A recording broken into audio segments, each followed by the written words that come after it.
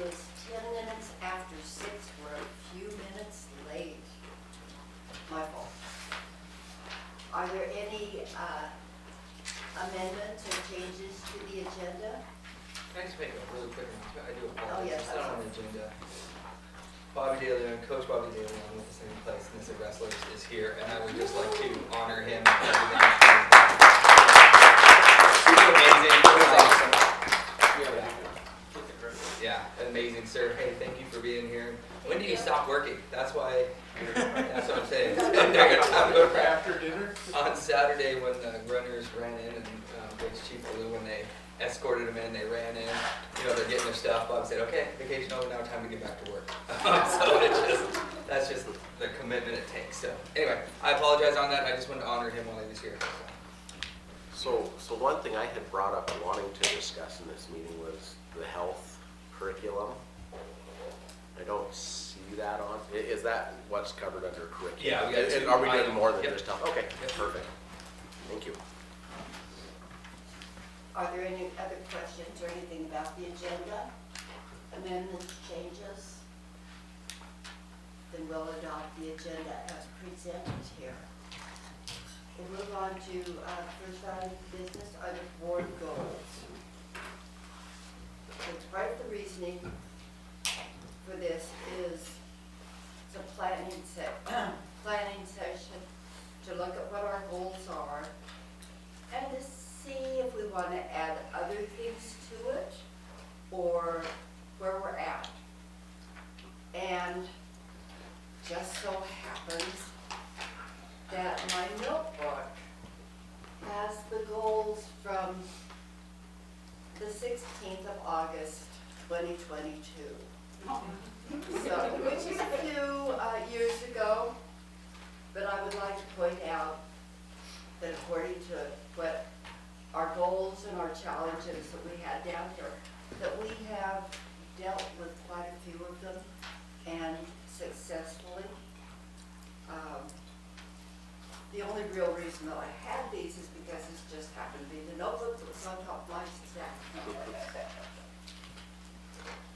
So,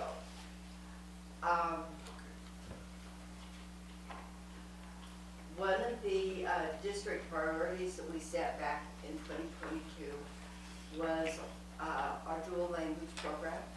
We have done well. We're continually improving it. Another was online education, and we've really made some strides there.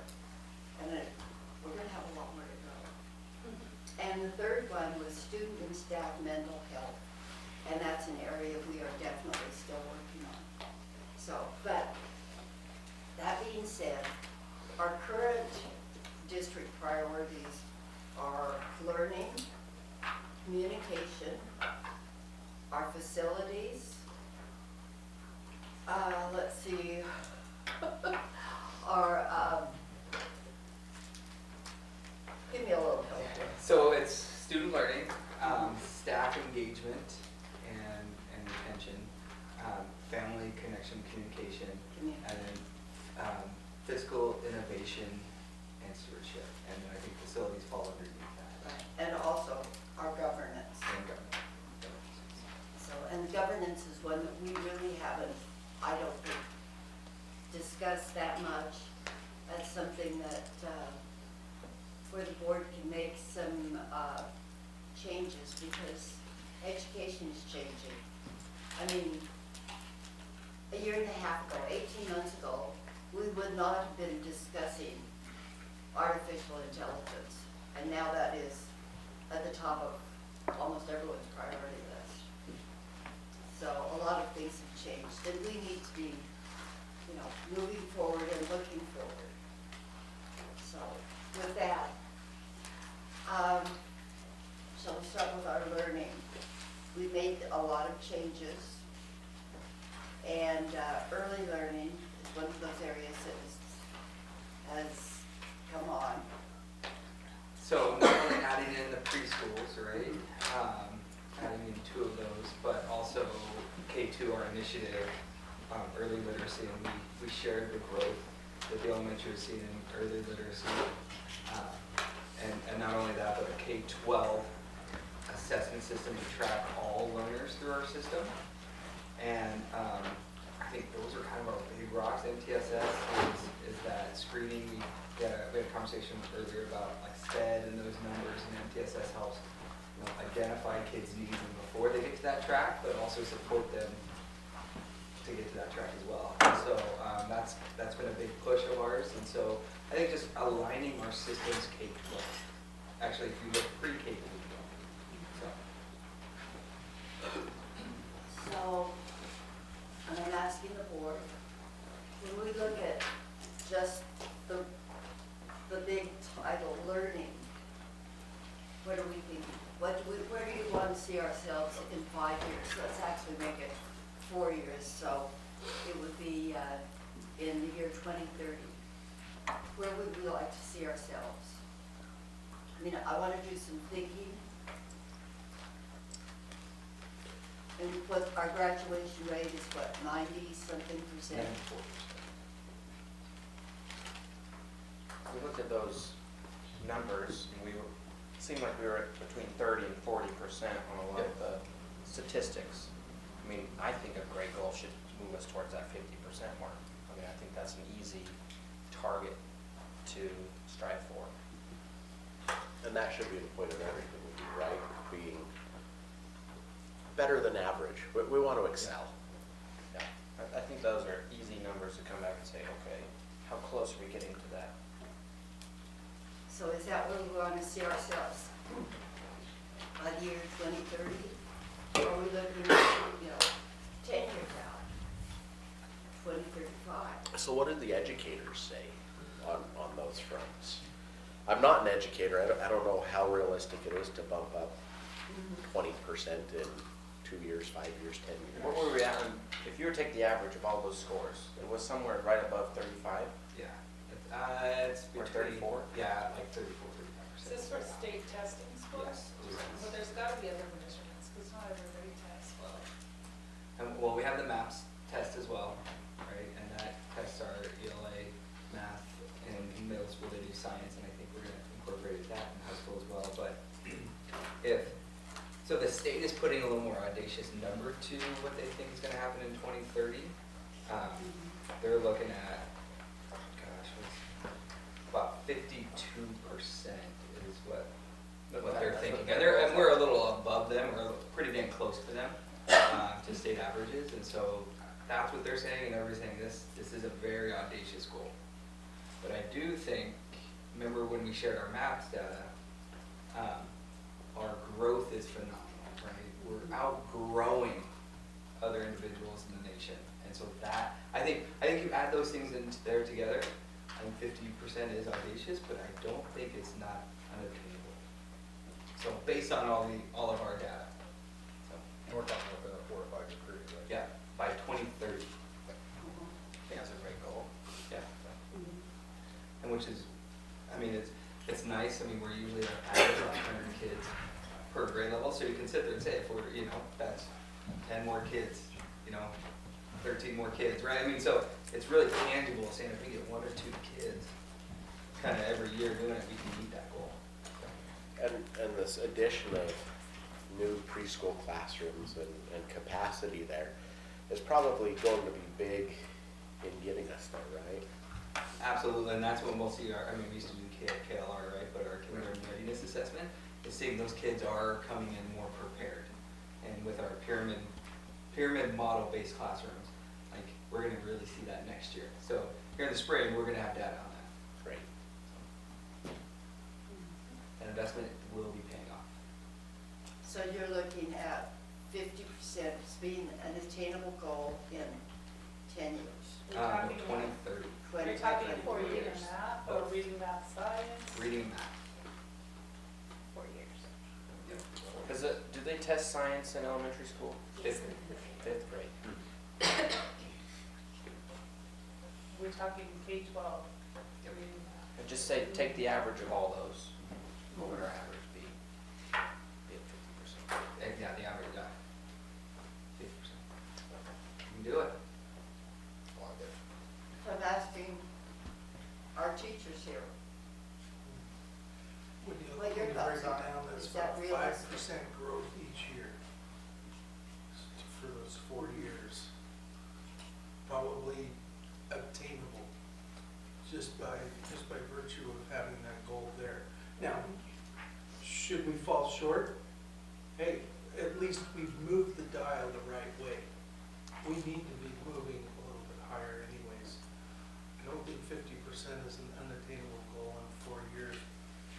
This book just, we're kind of having a little talk, but we have reduced the number of students in interventions in our reading literacy just in the past year and a half, and that is continuing to trend, meaning that there's more performing at benchmark as we get more of those kids achieving, and the investments that you've made for early literacy, each year those higher level achieving kids start moving through our system, and we should start to see those gains occur for achievement. We're seeing it in growth, and that's what Mr. Hawkins alluded to. That growth is really starting to percolate. Now we need achievement. So, So these are our fifth graders who in 2030 should be freshmen. So, In the data, go ahead. I'm sorry, it's going to take all of us Mhm. to do that. It's gonna take a district together to work it. In the data you get, can you see schools that are excelling that are over that 50% mark? Yeah. Is it worth reaching out to some of those schools and saying, what's the secret sauce? Can you see other schools data? Yeah. We can do a comparison search Okay. and be able to find some schools. And what's interesting is, this is unique, right? But we can use some of the strategies, because that's something that Mr. Hawkins and I have talked about the past 2 years, is I've been focusing on the actions that our teachers do and the strategies that they use in the classroom to help facilitate better strategies, more efficiencies, cohesiveness across all grade levels, and cohesiveness with the district. We want to play right with the entire district. So we made a shift this year to help participate in the reading growth math data, of which we were using reading fluent and the math, the reading growth, we were using the reading fluency. We've now made a little shift and adjustment. We're using that as our progress monitoring, but now you can have longitudinal data for 13 years if a student's in our district from K through 12. We'll have that longitudinal data to show that progress. I think that's a shift that is going to help support us in, because what I really want to see change is teachers' actions to better results. Is the actions start to change the results. So better strategies, math methods classes, trainings, opportunities for science training. Some teachers, in the elementary level, we teach all subjects. We aren't specialized. And so we do have to train our teachers in multiple areas to help support them. Because some are great with reading, some are great with writing and math. So we're investing in all those areas simultaneously to try to push higher results. Yeah, I like what you say there, we're unique, right? And so I like what you're doing, and if we do talk to some of those schools that are excelling, we won't be able to implement everything. We can't reflect exactly what they're doing, exactly what their demographics are, or just, it's not reality, but they may have some little things that they say, we saw a big change when we did this. You know, there might just be some little tweaks that we can pick up. That's what Mr. Hawkins and I, we went to Salem and presented what Mrs. Strong meant to us and what kind of results we're getting. And we stole a few things from them. Perfect. Well, and that's, all the growth that we're seeing or the movement we're seeing is not by accident, right? It is mindful planning of seeing those models that are working, looking at the research and saying, this is what generally works. And so, and you're right, this is unique, but we know in generality, these things work. And so, you know, kind of the planning you see in our 5-year plan and those things, it is based on models that have worked. So, but I think definitely there's gonna be another hump to get over, and it's finding those schools. I mean, that is really the next one, because you'll always see great growth and you'll do this again, right? Which is probably one of the most concerning things, is when you start hitting stagnation again. And we've been this since, gosh, probably 20, you know, I mean, a long, long time ago, even before they had SBAC with Oaks, right? We've just been very stagnant as a district of growth. So, and all of this is, I mean, grade school is great, elementary school is great, but this continues on through middle school and on into high school. I mean, is our staff, I want to say buying in, but is our staff supporting? I think I mean, again, on research and other things, right, is that the first way to get people to buy in is when they start seeing results. And people are starting to see that now, we're celebrating that now. And so like Shane said, we're having less kids in these remedial groups. So what does that mean? More kids in the general, which means we put more focus on the remedial group here. Middle school and high school, instead of having so many kids in Read 180 and Math 180, right? We get to pare that down and really focus. So, I mean, that's gonna start breeding through the system and more success will occur. And so it's just, they're seeing that now, and so guess what? This is working. You know, Shane had a conversation with teachers, like, God, it's working. He's like, he didn't say I told you so, but he's like, yep, you're right, right? I mean, but then they got more energized, like, well, maybe that's right. Maybe what they're saying to do and making us do, then people start buying into, right?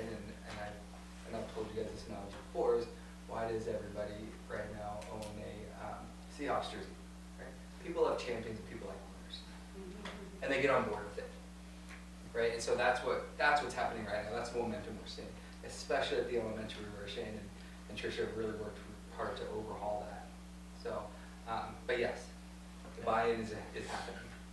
The belief is happening. So I would ask, Yep. yeah. I've heard more conversations at middle school, like I've been in on a lot of middle school math and high school math meetings, and they're bringing up like, okay, we need to reconfigure some classes, like the kids have, you know, we really have this like advanced math track that then doesn't score well on the 8th grade SBAC test because they've already moved beyond it.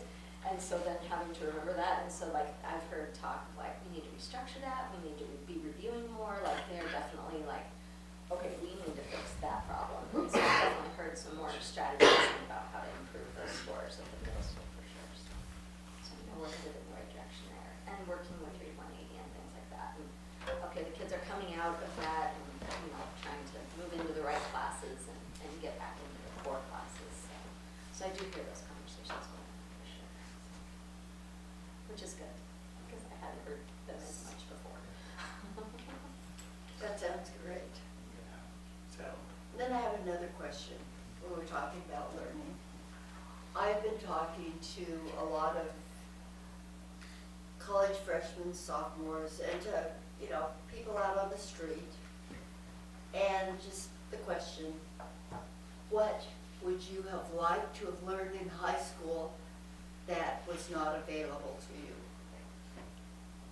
And that's a question I'm gonna ask all of you to think about. I mean, one of the big things that people have said is personal finance, but we are hitting that. We are working on that. One of the college kids I talked to said, you know, said I wish I would have had time to learn some cooking skills. Because now he's got his own apartment and he's got to feed himself. But you know, some of those things our students don't think about when they're in high school, because some of them are so focused on math or chemistry future. And others of our kids, I think, are looking at other things. So what tracks do we need to look at or available? I mean, you know, we've talked about CTE, and you look around NISA, and how many places are there now where you can take your car to get it fixed? You know, because Hiddle's Repair moved to Idaho. I mean, these are just the kinds of questions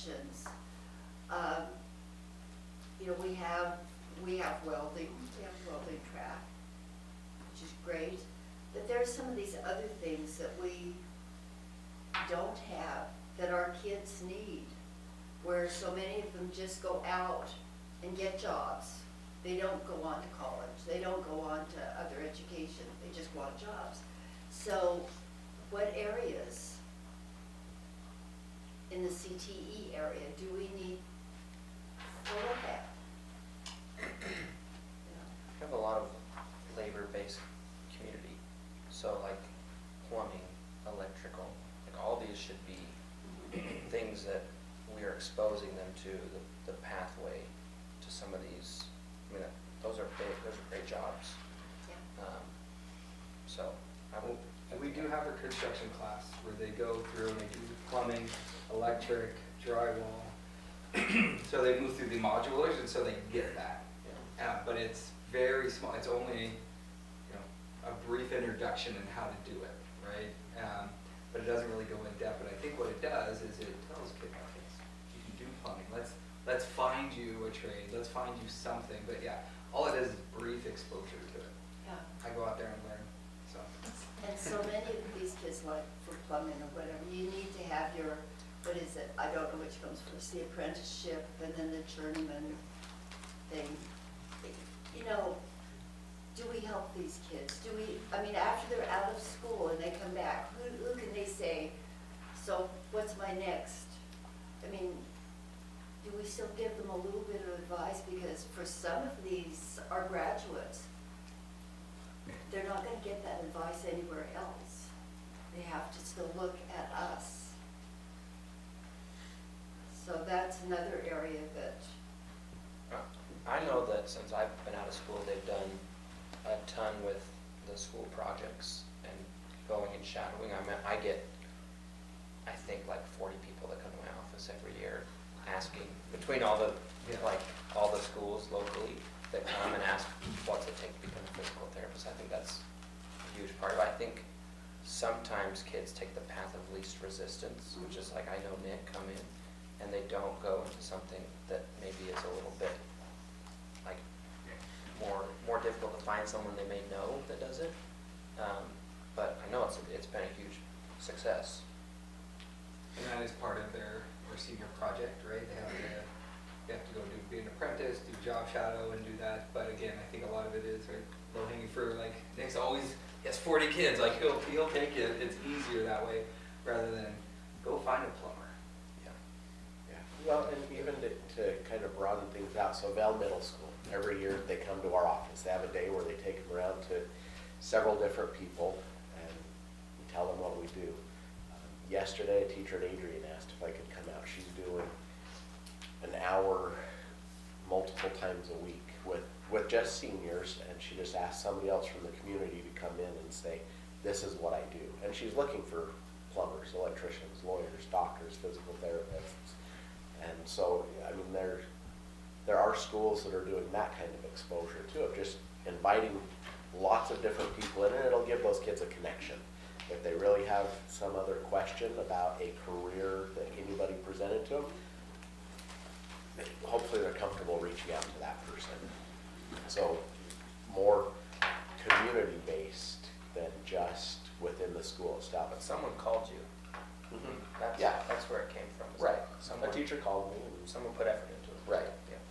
and do we need to build better and more intensive relationships with TDCC on some of these things? I mean, we need to reach out to our community, and that has to do with communication,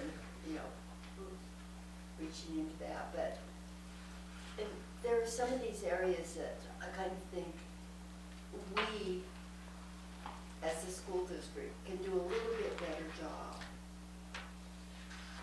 But at the same time, our kids, you're right, they take the path of least resistance. And some of them aren't going to, think, well, maybe being a plumber is a good job. Maybe that's. I know they've done job fairs here. The difference between the job, I participated in the job fair, there's no one coming up, I think relatively soon. There's something coming up. Because I know we're participating in it. But what I've done at other schools, which I thought was super successful, is we would go into the high school, this is in Plymouth for years, would go to the high school, and it was a job fair, and they would say, this classroom is physical therapy, and the kids would pick. They're gonna come in there, and I would present for 30 minutes, 40 minutes on what physical therapy is, how you become a physical therapist, and they would have all different jobs, and they would all present, and the kids would get a pick where they went and what they wanted to learn about. And it was, I think, really great education for them, so. We did that in 6th grade. Yeah, Just went around and I listened to a lawyer and thought it sounded all right. I think in Little did this I know. room alone, we could stack it, right? You could be a lawyer, you could be physical therapist, police chief, social worker, teacher, right? Like, school administration, like all of those things are amazing, amazing things. And anyway, I really do, like each of you could have a room, and so we could get it, you know, I'm saying that there are a lot of connections we don't use, so. And we need to make better use of some of those. And, you know, when you look at European schools, the kids basically decide when they enter like middle school, that age, if they're going to go a college track, an academic track, or if they're going to go into like police work or, you know, do a trade. And they're kind of, you know, split off that way. And they do that in Japan also. You know, because some kids know that they want to be a college professor. So, you know, there are moments I think that sometimes that's kind of a good idea, because we know there are a lot of kids who are, you know, juniors and seniors in high school who all they want to do is go out and work on a car. You know? I mean, I'm just saying, Yeah. you know, these are just thoughts on how to change education and, you know, do some of those things. I don't know. Susie, you're a teacher. Well, I noticed on senior night in basketball, when they introduced the seniors and read the little line after graduation, I think only one said they wanted to go into four-year college. Several of them said one of them said he wanted to be an electrician apprentice, and one said he wanted to be a plumber. And before it was, they'd go to four-year college, it was either college or go work at McDonald's, and they'd go to college and didn't like it, so they quit and come back and work at McDonald's. Now they have, I think with the CTE, they're learning that there are other options that aren't afforded, because four-year college is not for everybody. And so now I think they're seeing that there are other options. I mean, let's be honest, a good plumber makes a lot more money Than a teacher. than a teacher. Or an administrator. Don't tell them what they do to their bodies with it. Yeah. But I think they're starting to see that, because I noticed that a lot of people said they wanted to do some of those trades. That was really nice. So what if we put on there as far as a, kind of a, what you guys are looking at, is be able to track our post-high school success and having those conversations with those recent grads or 2 or 3 year grads, saying, hey, you know, what do you see out there now? What do you wish, I mean, and be able to track that for you guys. What do you think? Whose job would that fall under in like the high school? Probably. It's No. always No, we have our high school success kind of career, so right now it's Mr. Jackman. Would be perfect for that. Your guidance counselor would be a person to follow up and track. Like, we know, like every year, we get our scholarships returned, right? Because they don't attend. They have a number, they have those things, but then who's following up with them? What are you doing, you know? I think that would be valuable information for us, if we could, right? I mean, sometimes it's hard to track those people down, but anyway. The other thing I'm thinking about when you're talking about this is like, when I was a senior in high school, like, they didn't even talk to us about how to apply for school. You know, maybe they do that now. Maybe they sit someone down and say, this is how you apply. But like, you know, sitting someone down and saying, this is how you apply for, you know, a trade school. Let me sit you down and show you. If they do that, great, but definitely didn't happen on us there. They do that. FAFSA nights Yeah. next week, right, on the 9th? Yeah, that's the third one this year, I think. But yeah, they do, they have to apply for colleges. They have to, you know, they work on their resumes, they work on all of those things on the side of it, but yeah.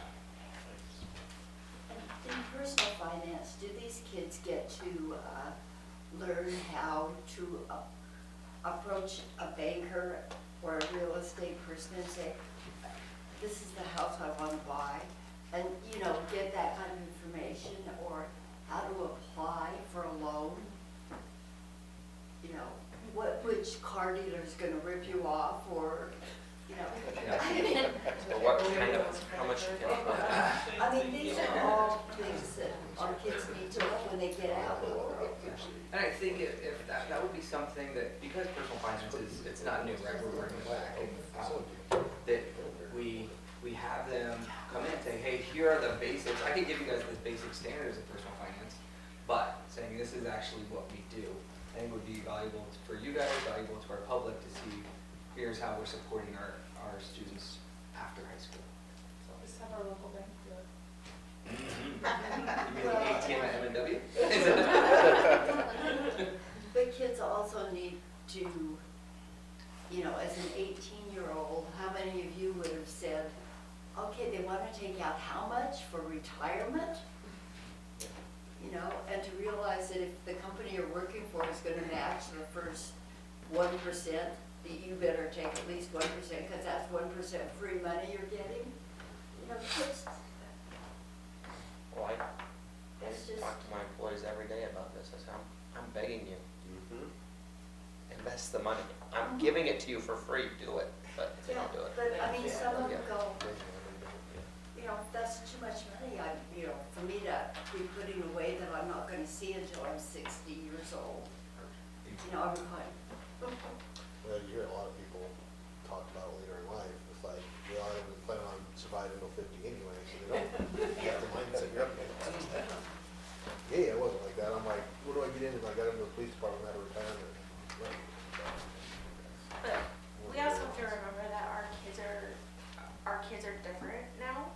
Like, they're not seeing that forward, like, they're not seeing 20 years down the road, they're not seeing 30 years down the road. Our kids now are like, now, like, you know, like, it's instant gratification, so we have to figure out how we can address some of these things that are important to us in a generation that's not there yet. Good point. And I think with, going along with what Mrs. Cook said, a lot of these kids in high school, and I would say quite a few of them, they already have little business plans going. I mean, they're not official businesses, but quite a few of them have a little business, a side hustle, if you will, going on. So how do we build off of that with what it is that they have going on right now, so that it makes sense to them in the long run and down the road? Because if you express how we would see down the road with them, it's gone. But you need to do what is in it for them, what they have going on right now, how does it relate to them with what is their current mindset, I think is how it would need to be approached. Help them write a business plan. Yeah. Well, we do that, so a our few EPA, kids. right, they have to write a business plan, they have to do, you know, checking the markets, they do those things, and I think a lot of these things do happen in pockets, right, in most of our subject areas, and so it is, but yeah, but as part of it, like, that's part of the EPA track, they have to do that, they have to create their business, I mean, you name it, logo, all of that, some kid may opt out of it, Right. right, because you only have to really take your first computer apps class and go from there. But so, I do think there are a lot of these little things that we do in the high school. And so you'll see, it's like, oh, yeah, we do that here now, we do. So I do think we do a pretty good job of hitting basics a lot, not in depth on a lot. So, Do we have, is there an investment club in the high school? no. That's too bad. You know, because I've seen kids who suddenly understand when they're in that kind of situation, how money can grow or decrease. I learned how to decrease myself, but And they do look at stocks and things like that in personal Yeah, finance they class, and do they'll do look at an stocks. exercise like that, but looking in at it class. is one thing, actually. Yeah.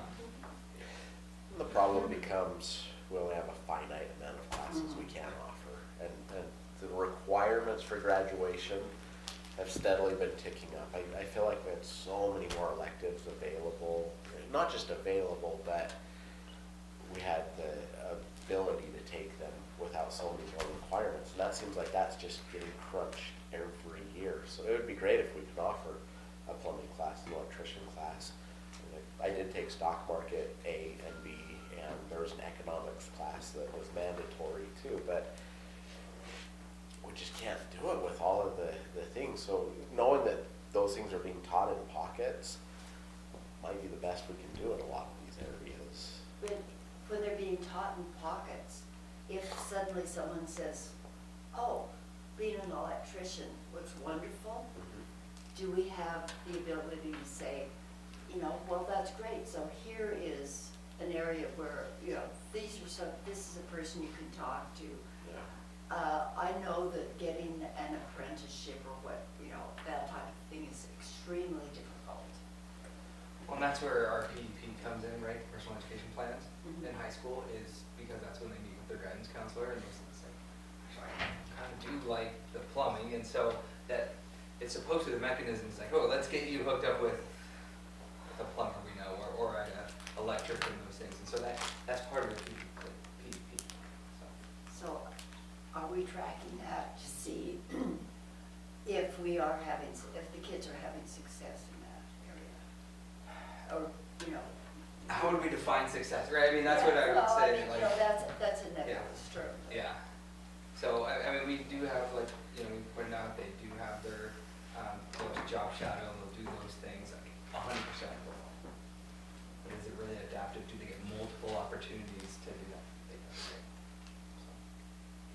But I do think that if you had a really formal job fair that we just tried to attract as, you know, wide range of people that we could get, it would be an effective tool for us. I think that's an easy thing that we could do. So, I like the idea of, I mean, having like 20 professionals in there, and you get to pick, right? because we did one here once, and like the kids just walked around, but it's not a very inviting setting where it's like you have to force a kid to walk up to you and talk to you about your career. It's not very inviting. When you force a kid to be in the classroom, they have to pick one. You know, inevitably you're going to get one guy that no one wants to go see, and one that all the kids want to go see. It just happens. But still, it was a great opportunity for kids to ask questions, see what professionals are, say, what's it take to become a plumber? How many years does it take? What's a plumber make? You know, like they're going to hear all that stuff from one, and now they at least have a contact. Hey, could I come and shadow you? Could I come and see what you do for a business? Like, now they have somebody. I like that. Even if you You know, get the these are just- opportunity to visit a couple. And that's what we did in 6th grade. I think, I don't know how many there were, 7 or 8. We got to pick 2 or 3, something along those lines. It was in the morning when I did it. It was all morning, and you know the kids, half hour or something, and they rotated. You know. And so many kids, all they see are the, you know, the teachers or the, you know, what their parents do, or the police officer down the street is, you know, as being a career. And some of them don't know about physical therapy. And, you know, these other little, you know, plumbers or electricians. I mean, one of my cousins started out as in electrical engineering and went into just being an electrician. She wired Bill Gates' house. I mean, you know, and she said she got a sizable tip for that. You know, because she did it as an independent. But I mean, you know, people don't see that kind of stuff. And when they do see it, my kids tell me my job is boring. Yeah. So they need their horizons broadened. You're supposed to show them the Emerald Park courtroom. That was like, Yeah. You've spent plenty of time in a courtroom. You know how boring it can be sometimes. oh yeah. But anyway, I mean, you know, this is our chance to just talk about some of these things and to find out what's happening, and, you know, maybe there's some different avenues that we can bring out. But as we move on to communication, I don't think we do a very good job of we do here. So to our public or sometimes to our staff. So that's my opinion. I don't know what you all think.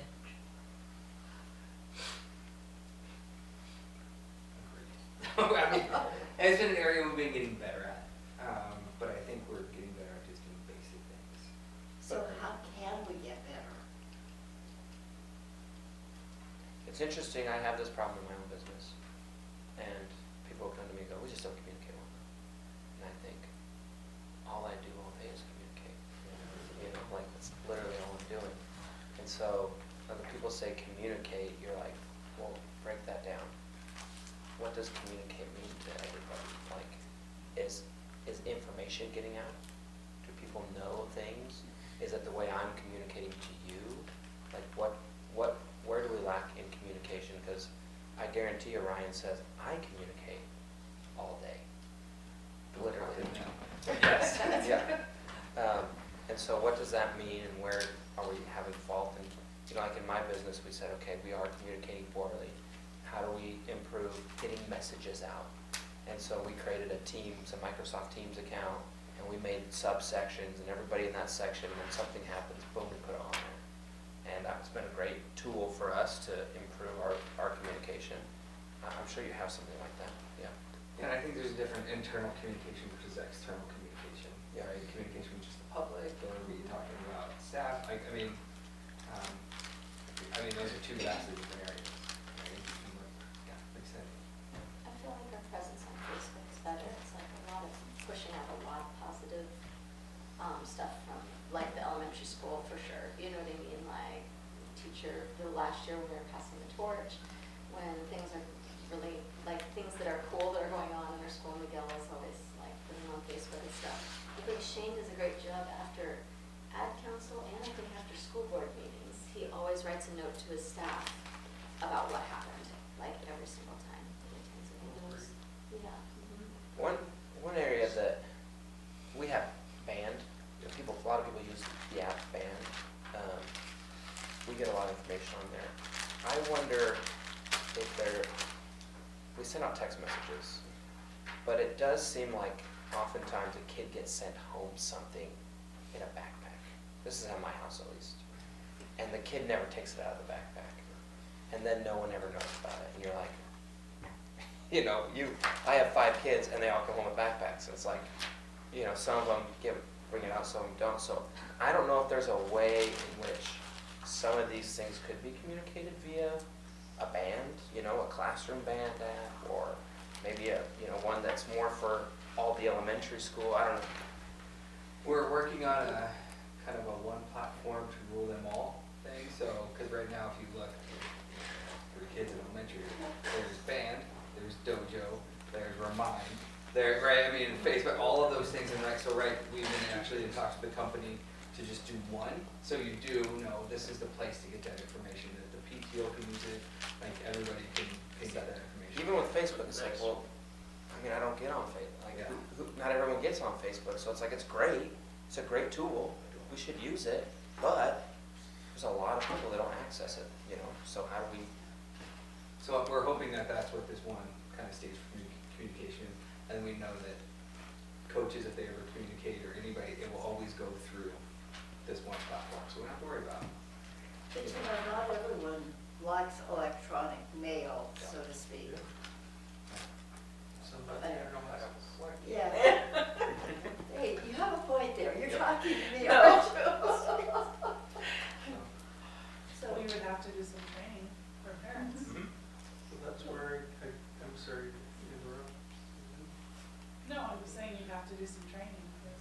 That's where I changed my status of hold-up times. People weren't coming, so I had to go to them. And I just tried to make myself available in the community at different workplaces to try to communicate. And some don't have electronic communication, some don't have computers. They need to have it in their proper language, then it needs to be translated in their proper language for literacy. We have, no matter how much you communicate, you can never communicate enough. Well, I think that's the biggest piece right there. I think some of the communication isn't just what we're doing, it's, you know, are you even willing to do that? So you say you want it when it's important, it comes up. And But maybe what I'll about share that? more on that on the health issue. You guys did a wonderful job getting paperwork out and bullpup talks, and I didn't listen to your communication. So, you know, I'll, It's okay. a little chagrined, but I'll admit it. Sometimes, it's the here oftentimes, from my experience with the school so far, the information's there. We as parents and school board members and community members, we just need to actually pick up the paper and read it. Yeah, and pull it out of the backpack, you know, Right. just teaching kids and parents how to help us communicate with each other and with their parents. I think kids forget how to communicate with their parents. If you, every couple days, we would reach into Kinsley's backpack and grab the papers, wadded up in the bottom out. Right, but that's on me as a parent, that's not on the school to change the way they communicate, that's on me knowing that's how this child does things, and we need to adapt. But I think it is both, like, we want to give them, I mean, I think the centralized communication piece would be huge. I mean, you could use it across so many different, you know, track and wrestling and so many things, but then also like, you know, like you posted that thing about the track, I still can't find it on my Facebook, and I have Facebook, I still can't find it. Sure.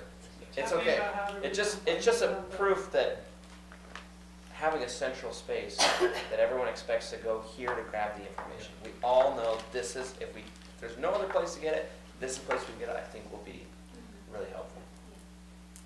It was nice when we used to have a newspaper. It's online, using a pay fee, Yeah. no one's going.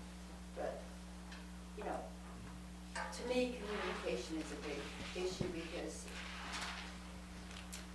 the community so often does not know what's happening here. Well, I think that, I mean, putting you guys as an example, like as a board, right, what are you guys doing to communicate? Right, are you guys, hey, we want the public, this is our goals, this is, I mean, and taking that as well, saying, how can we be better at communicating rather than waiting for people to come to us? Like, am I going places like, hey, I want to invite you guys to a school board meeting, hey, you know, I know that track is, you know, I mean, and anyway, and finding that avenue for our board to be better, so this is how we want communication to happen. I think as a board, we should probably post these YouTube clips onto a Facebook page or onto the, like, why would we not, like, if we wanted to know what we're talking about, they have to go to YouTube specifically and search this. And someone has to intentionally do that. But if someone said, oh, I got this feed that there's a work session I can watch, you know, I think we could do that. You know, I think that's a way to get community involvement and people to know. Or, you know, job fair's coming up. Are you guys helping promote those things for the district? Saying, hey guys, you guys know there's a job fair? You guys should be there, or not job fair, right? College fair coming up and those things. So I think we need to find a better avenue of how we're communicating. Well, and, you know, like when you're talking about the job fairs and the college fairs, a lot of times parents have no idea that that's happening. And there are a lot of times parents need to be involved, especially with the college fairs, because they ask a different type of question than a senior or a junior a senior who's standing there and say, I have to be here tonight, you know, so.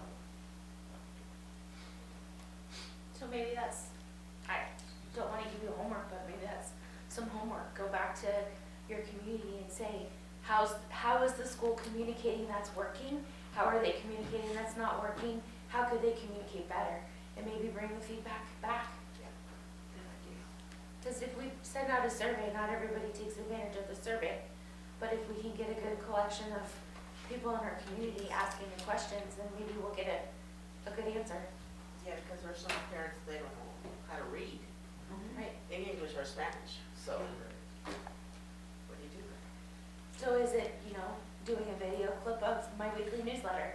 Like if that's what it needs to happen, that could be, if it's shared, it'll be done. Like, But one of the biggest things that we got is when we sent out a text message, parents were confused. They didn't know if it was an elementary message, a middle school message, a high school message, this message. And so when we send out a message, I always put the word elementary in front of it so they know where it's coming from, so that they know who's communicating with them. And that like solved a lot of our communication issues, and they don't call us and ask anymore. Just something simple, but it was because somebody said, hey, could you try doing this? And we listened to them when we did it. And I still think that our text message system is pretty good. It's still like, to me, it could have been easy to post a track thing on that text, like just post a thread from Facebook so people can click on it and they don't have to say anything, just track update. Click the thread, takes you to Facebook. Yeah, when we were sharing that, I was at a tournament and then there was nobody here, right? I mean, and so it was, we were just, we wanted to get it out to the public ASAP. And so that's why I just say Facebook is really easy, because not only that, when you start doing the messages, you can only do so many characters, and then they start doing, like, and it just becomes a. But it should just be a hyperlink, right? But if you just hyperlink, hey, information about the track, please click here, or I mean, you can do those things, but anyway, so. Well, that only goes up to our parents, right? Like, the hardest thing is getting the community that is not just our parents. Like, how do we get it to the taxpayers that don't have any investment by having their kids here? Like, they also need to be knowing that we're doing a great job. I mean, I think that even more, because people who have kids are like, yeah, my kids are loving school and it's going great. But the people who aren't involved, like, how do we get that message to them? And that's one of the important things, is getting it to the entire community. Yeah. Can we make like a little newspaper from the high school or something, send by mail in every house of projects or whatever we're doing? Yeah, I mean, yeah, we can look at something like that. I don't know if you're gonna have to, again, right? Just, I get a lot of things in the mail, doesn't mean I read most of them. And so, it's kind of the same thing though, right? Like, what are you absorbing and, And it's expensive too. yeah. Is we do in mass mailing to all the households. Yep. Any frequency is expensive. Well, Adrian sends out their Adrian School newsletter, which I get every once in a while. But, That could be a hyperlink. Yeah.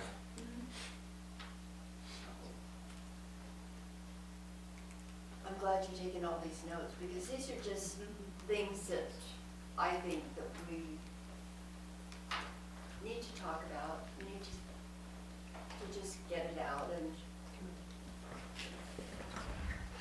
And I do think that one of the things that I don't know, was sometime in the fall, took me by surprise, is when my daughter came home, she's 8, and she came home and she knew exactly what was discussed at the board meeting the night before, and I'm all, wait, what? How do you know?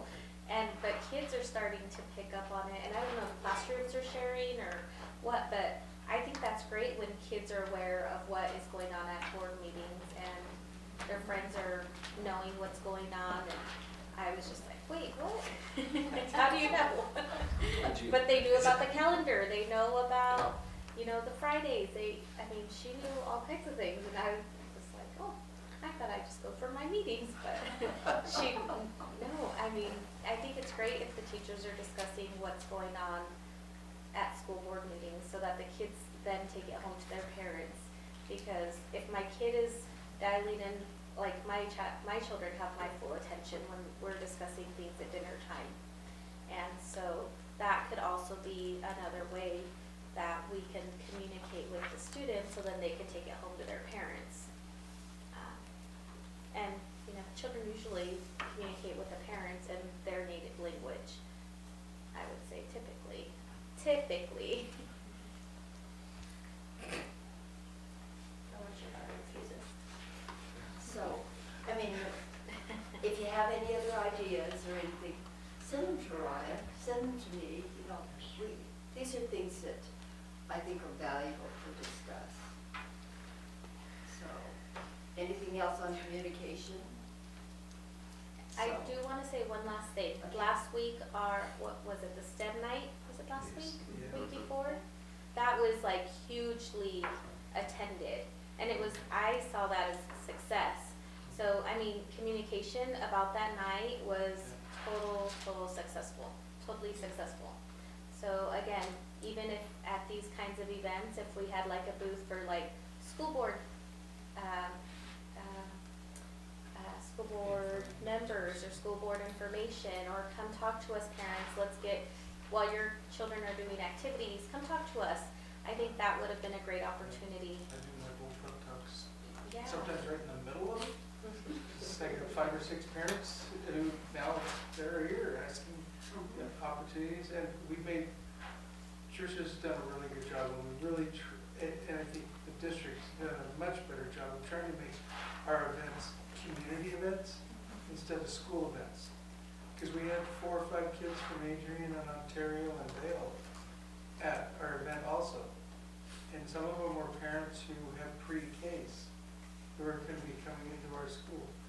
Great opportunity for us to tag with the ESD. So, yeah. I mean, like you say, you communicate, but when you find a synergy where everybody's communicating, because communication just doesn't fall on the board, doesn't fall on the superintendent. It falls on all of us. It falls on all of us to be able to communicate what's happening in our school and be proud about it. And know that this is something that we want you to be a part of. Have you heard? I did a communication training where you really have to have in your back pocket that 10-second, 30-second, 1 minute, and if you're stuck in the elevator, 3 minutes. Your real elevator speech about your school district or about who we are.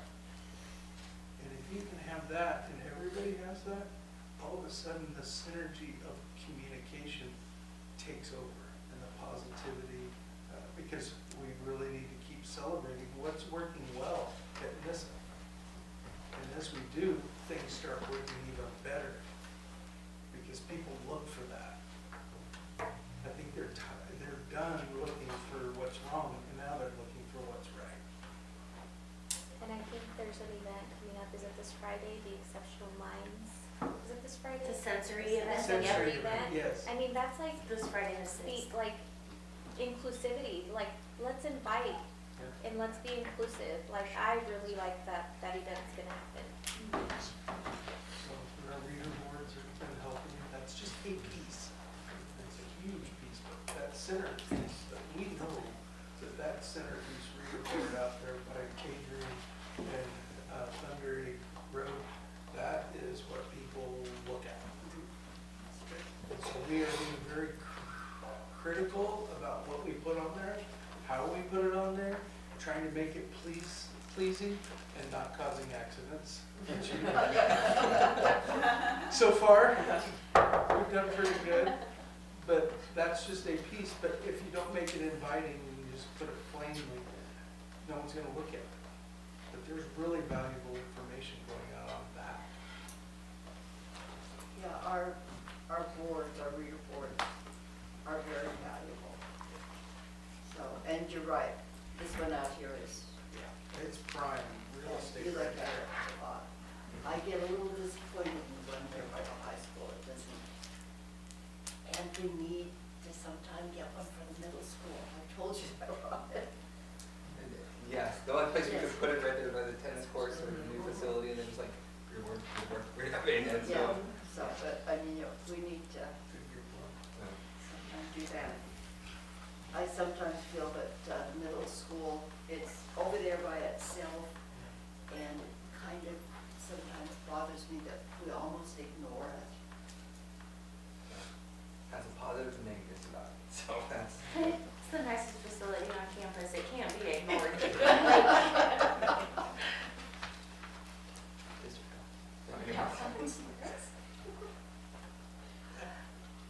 So anything else about communication? Okay, then we'll move on to the facilities. So, the softball facility is coming along, correct? Yes, there. The stuff. I mean, it's been the last 2 weeks, right? We're dropping off the materials. We'll be out there to weld it, and so really, that's why it can't just be just anybody, they have to be a certified welder to do it, but, we have somebody contracted out, and, I mean, and we kind of keep getting that same message. "Oh, yeah, tomorrow, will somebody be there tomorrow?" "Yes, I'll be here tomorrow," like, whatever it takes, and so, it will not, them putting up the net on those things will not, like, we won't have to cancel any games, will not interfere with anything. So, that's, we have everything, we have the material, we have the people, we just, they need to get here, we just do it, so. Next time we'll write the contracts a little differently, correct? That Yeah, it needs to be done by such and such date. yeah, is it? or this, yeah. So. And other things facility-wise. There's a lot of information facility-wise going on, right? And so, we have our RFP out for our, district architect. Right, somebody help with continuity in the district with all of the facilities we've been planning, everybody knows the roadmap of where we're going. And a general contractor as well to help us with these. Now, it doesn't lock us into, like, we have to use this person, they can charge us whatever we want. Actually, what it does is gives us the ability to do little projects, little things. You know, we have, like, Dion comes and says, "Hey, I need help with this, what would this look like?" You know, the lean-to of the bus, or the covered area for the minibuses that, Mrs. Ramos was talking about, right? Like, "Dion, can you come help us with it?" I mean, and so it'll give us the ability to go out and get a quicker response and get those projects going faster and have, like I said, it's important, continuity of projects.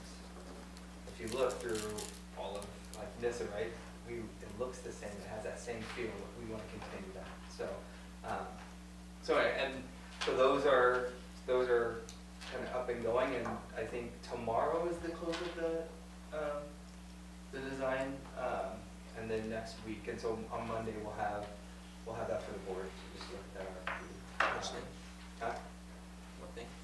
So, we have an RFP right now for a general kind of architect, just help start designing, building, huh? Request for proposal. Oh, yeah. So, anything, yeah. And potentially a financial figure on that. Yeah, yeah, we'll have all those things, so. We have our first one today, which is good. But other than that, we're still moving forward, everybody remember phase 2 with the CTE wrestling complex out there. We're moving forward with it, we're gonna start getting a committee together, so we have about a year planning and design, and then so it'll be next summer when those start. Cafeteria is still going forward, still moving on that one. We applied for a scholarship. For a grant, yeah, the seismic grant, and yeah, so we applied for that one, we won't know until May, but we have to go forward with it regardless. So we're still planning on that one. Right now, we're looking at, like the track, if we need to repaint that for the season. We have 3 big track meets coming up, so that's to reseal it and do that, it's like 60 grand. So those are just kind of big general things that go above just regular maintenance of day-to-day. So, Are bonds anticipated for any of these projects? or what? Bonds anticipated? That. Great. Yeah. So we have enough money for the cafeteria for the summer? Yep. And we're hoping to get that grant, but if not, I mean, that's the planning, the fiscal planning that you guys have been doing since, when did you start speaking? Probably, 4 or 5 years, or about 3 or 4 years, we've been really planning for these things, and so we're financially in a really good place to just do them all without going to the public and asking for money. And that's the hard thing. It's good to plan 5 years ago for something we're doing now, right? But I see too many places too that plan on it 5 years ago for what it would cost 5 years ago. And then they get there and they go, oh, construction costs are double. So what happens every 5 to 10 years? A lot of splash pads. It's still there with this. Yes. No, we are positioned really, really well to look at those trends and those things to be able to complete these. Cool. So, Okay, now, will we be able to do more to the cafeteria than just put a roof on it? yeah, so we're going to replace the roof in there, remodel the whole inside, that's plumbing, that's electric, as far as the backside, right, the serving side, actually make that better for them to be able to move around, to cook more, to prep more, to do those things.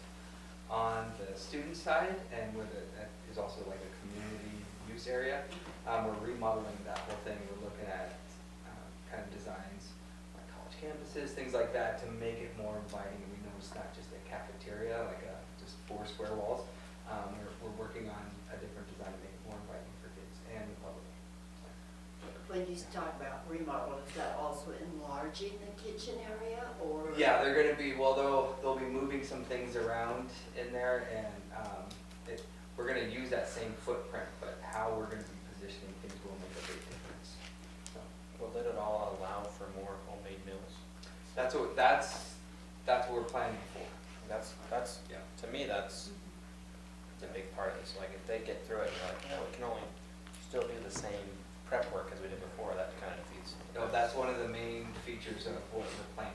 We've got enough stoves and enough counter space, They're doing all whatever of- it is they yes, need. to all do. of those things. Yeah. So, yeah. So did you read that article in what is it, the Orange News, about the school district in Arizona who they decided to go to making scratch-made meals, and about all the problems, the costs, and the regulations they had to go through, it was really a very interesting article. It was enlightening in a lot of respects. It's not just, we're gonna hire a couple more cooks, and there's quite a bit involved, regulation-wise and such, so. But we're already doing it once a week, Yeah. right? Yep. So all we have to do is amplify our ability to do it more. I mean, they have recipes, they have things that they use. Yeah. We just have to support them sufficiently to produce more. Yeah, it's gonna include more things than we perceive, I'm sure.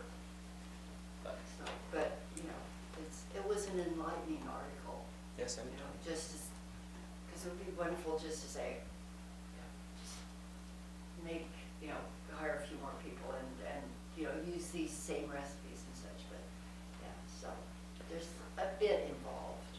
So we're working on all the conditions around that to be able to do that more. And I think because that's exactly, it's not just, just do it. Like, there's the space, there's the manpower, so many regulations, and so that is the hope. And then, I have other questions about our facilities. I mean, the one big thing that we're looking at is the CTE wrestling complex in a few years, hopefully. And we are looking, we do have to expand, as we know, for our virtual school, right? I mean, the numbers are going to continue going up. We need more staff to support that, so we need a facility to do that. So I know we've talked about multiple locations of what that would be, so that's going to be an investment that needs to happen pretty soon to be able to move our virtual school in there. So, we've been entertaining different real estate opportunities, rental opportunities, lease opportunities, of what that would mean, so. any updates on that? Ones you've looked at that we should? US Bank is one that. Yeah, the bank is, we went down there with the team, we looked at those things, and what that would mean for us. Obviously, that would be an awesome investment for the city, or for the city of Nissa, being able to, it's one of the nicer buildings in town. So that's something that we're really entertaining and looking into. We're working with the owner of that, so. With facilities in a little bit, what infrastructure do you need to move? Because you talk about moving to the high school setting, right? Next year, we'll have high school students in virtual. Oh, yeah. So it's just the staff here that are able to, we're increasing our sped numbers, our EL numbers, and we'll have a registrar again. And so that's where we'll see more of the in-town impact. We've posted for a diagnostician, a autism specialist. So there's just a lot of people who need to support those, and that's above your 1.0, right? Your 0.5 your ELLs, and so we just need the infrastructure to do this. And you think you'll be able to get that staff? So right now we subcontract through a company called Luma for a lot of those services as far as that, but we do know with high school, right, like guidance counseling, there's going to be some other things, but there are some, worst comes to worst, we will continue to subcontract those services. But we'd rather hire more people, get more things into Nissa, right? I mean, that generates commerce, all of those things, and so we want to bring as much as we can to NISA. And how many is that virtual? How much is that like they need to come to the office space for? Yes. I mean, I'm just thinking like, you know, when you say come to NISA, Yeah, you know, are they actually people that will have to come in person to Yes. NISA? that's where. So, I mean, we want a space right now. We're thinking about 6 people. And that, I mean, obviously that's, you know, you gotta hire more maintenance, because it's another facility. You know, we already have a third IT that we put in, right, but that would be, we need to actually fill that. So it is generating a lot of those things, and those are more entry level that will lead to better higher position ones, and so, but yeah.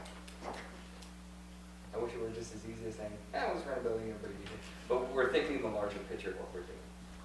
Okay, now, you know, we've talked about bridging in the online school to high school. Are we at the freshman level now? So next year, we're gonna Next open year. up the 9, 10. The ninth? Yep. We'll be, And then we'll look at moving those ninth graders into sophomore. yep, and then sophomore, junior, and then junior, senior. So, yep. Any questions about that? I mean, because that is actually an enlargement. And that is a whole different conversation than just here, right? Because we're working on new grading policies. We're working on, there's a lot. You just can't just say, here, like it's gonna be more of a pass-fail kind of thing. And, you know, the requirements are saying every kid in the virtual will have a CTE class, and that's kind of what you guys were talking about earlier. We're making sure every virtual kid has a CTE class. Just those things, because they're innocent kids, and we're gonna push what is important here in this. So. Okay, is that going to require additional, I mean, you know, sped people or whatever? Yeah, and that's where the growth, that's where we're gonna get the 6 employees there, so. Should we look forward to a planning session on the expansion of the virtual Yeah, school? we're Okay. close right now Okay. to have that fully articulated, the policies that need to be written and what that would look like. So, yeah, we're really close. And then since you brought up, you know, having additional people, how is our tech area? Are we sufficiently staffed? I mean, I know that there's so many changes. Don't ask Mr. Pratt.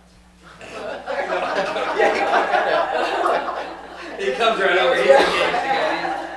Sit down. You know, it's actually, it's been, tech has done an amazing job, especially the last month and maybe 2 months. There have been a lot of internet issues in the area, like my phone won't even, I mean, there have been a lot of tech issues going on that don't have anything to do with the school, but our tech people are working their tails off to try to figure it out, right? It's, everything going out is fine, it's what's coming in, and we do need that third tech person, just because, right, we're putting in Promethean boards in every single classroom.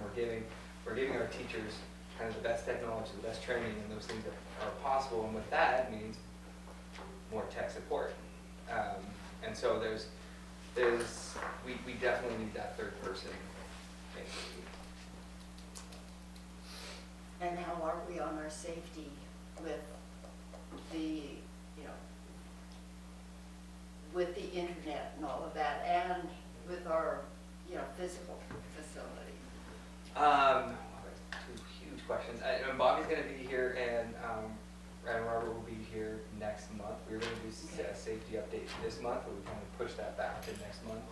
But they will be here to give an update on the physical side of it, and we can have Mr. Prince talk about the safety of it tech-wise, and what that looks like. And that is constantly being bolstered up. When we went to Idaho Education Tech Conference, what was it called? IET. Anyway, that was a big thing we were looking at. Like, how do you continue this thing? So, anyway. I would say on an admin level, especially at the elementary school, anytime a tech notification comes across for safety or anything like that, it is addressed immediately. So just to answer that question, it is, when we get those notifications, they are looked at and addressed immediately at the elementary level. we could spend hours and hours on each one of these topics. Oh, I How know. awesome I we're mean, doing and You know, but so, these are all areas that we need to be thinking about right now, but also 4 and 5 and 10 years down the line. You know, because we're gearing up for that. and I think that that's kind of the proof of what you guys have kind of led through the district, saying, what does that look like? And we do have that plan for all of these things. It's not just that, we're not in survival mode anymore, right? We are planning to the future, we are seeing that, so we have that. What is the long-term plan on all these things? And so that, I mean, again, that goes with kind of your guys' direction. And so we do have a plan for security, for all of that. We have that next step. And do we have a plan for replacing or reupholstering the seats in the auditorium? We do. We absolutely do. So, yeah, we looked at that as well. So, I know, it's crazy. We actually just put a spreadsheet together the other day about how much we expend in there, what do we have to do, and I mean, that's one of the areas that we haven't invested a lot in to maintain. Because it used to get used so infrequently, but now it's, I mean, you can't even use the auditorium anymore. Like, if they need a awards thing, hell, a couple months in advance because, yeah. So. And are our roofs okay on the gym and the auditorium?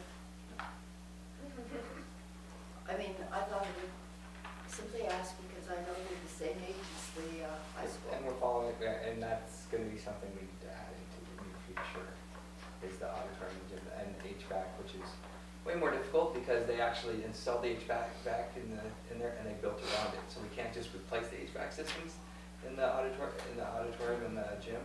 And so that's something we've actually already started engaging that process with. I didn't know that. That sounds terrible. It is. I mean, you physically, the only way you're gonna get out of it, you have to cut it out piece by piece.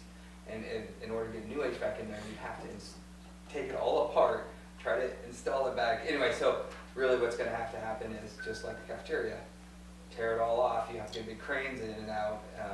And so, anyway, that is something we're engaging in right now. So HVACs and roofs and new buildings, maybe leasing a building or buying a building. Roofs and HVAC kind of sound like a priority issue. Yes, sir. Okay, and have we been providing for those within the budget? Cafeteria, yes, I Yes. understand that, but now we're hearing, Well, the good part about it is that's, as far as those facilities at 440, that special, Chris hates when I say that, is we do have room in there to absorb those things. And it's going to, I think our timeline, especially since we're increasing our enrollment, and the projected increase in enrollment is, next year we're gonna be at 2,000, right? So 2,000 students, we're gonna increase by 800. And then after that, we're projected at 3,000. Everything we projected for our 10-year goal for facilities was based on 1,000. right? So really, we have enough in there projected out to absorb all of that. Okay. So if we get that grant, how much of the roof will it pay for? I don't remember off the top of my head. All of it? Not quite all of it, right? And that's just the roof though. But yeah, it'll take a big chunk of that. So. And actually replacing that roof wasn't as expensive as we anticipated. Well, every time they turn around, they find asbestos. So we'll go from there. We're working on it. So we have to do the abatement. They have to go there doing all of that. So those just increased costs. Is that a federal grant? No, it's a state. State Yeah. grant? Wow.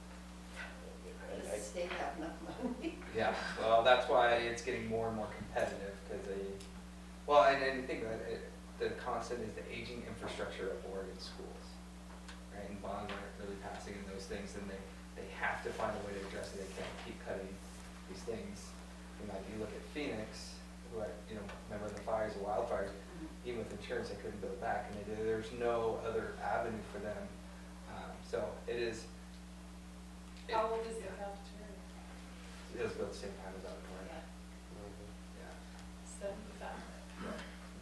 So, I just don't want to see us in a situation where we're building the infrastructure for an online school, but then our kids don't have a gym or an auditorium because we can't afford that either. It's a chicken or egg issue, right? I want to see us grow the infrastructure for the added enrollment because that will give us the additional money. But I don't want to see us going speculating to the point of we're going broke to get to that point. Yeah. We will, and those things, like I said, those become priorities, and so, Okay. yeah. That's a good part about, especially when we started this, with looking at architect design, those things, we can actually have those plans being created and going through. And the state came and reassessed all of our buildings this summer and looked at those aging things that we need to, and so they're slowly being folded into there. How is this building holding up? But this is the oldest. I would building love on to say campus. horribly, but it is actually doing remarkably well. It really is, like, I mean, we're not seeing the same issues as the other ones, but time is also an issue. But, yeah, this one we're doing good. This is not a priority, only my list. I was just asking because I know that when different class reunions come, this is the building that they remember because everything else is new. Yeah, and they come in and say, it still smells the same. Yeah, that's terrible. Because it's asbestos and it's wet. Anyway, so. So when we talk about our infrastructure, is there anything else further down the line that we need to be thinking in terms of, other than roof Other than replacements and? As far as, I mean, the truck would be the other big one we're looking at. We're, in a couple of years, we're gonna have to actually replace that whole thing.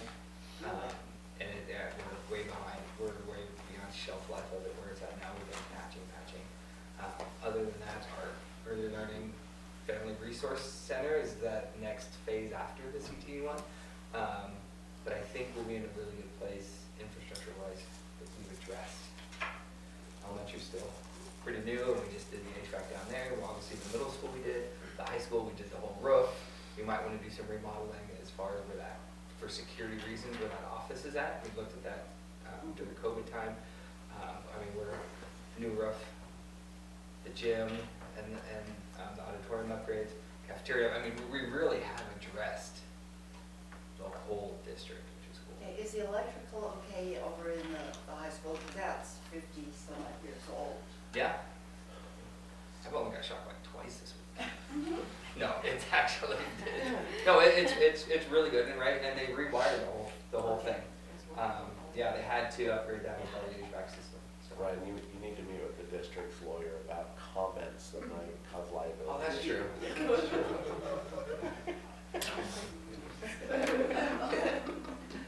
So, yeah, we're in a really good place.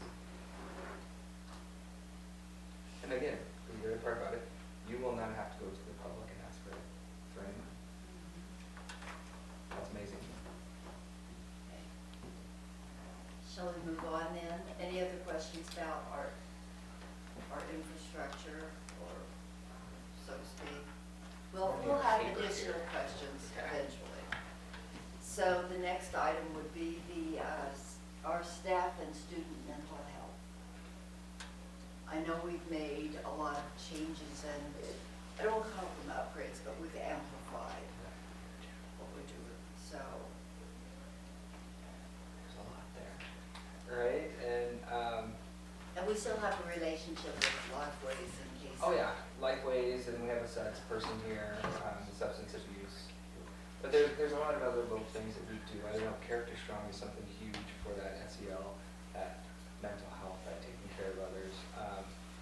We have our seed survey, so we track what we're doing. I don't know, there's just been a lot of little things we've been focusing on for our employees as well, like the health plan, our program. It's little things, they're making a big difference. This week is Classified Appreciation Week, showing them what we appreciate. I mean, they're really nice. I wish I could give you tangible what that would look like. So, but you've seen the other stuff. We have less kids that are going to ISS. We're seeing less suspensions. We're seeing, I mean, all of these things. We're hopefully, and Tricia can give you this data, is like, we're seeing our like behavior incidences, our majors and minors actually decreasing. Like, you're seeing all of the things, which is a product of a good climate. Right? And so, but. I just,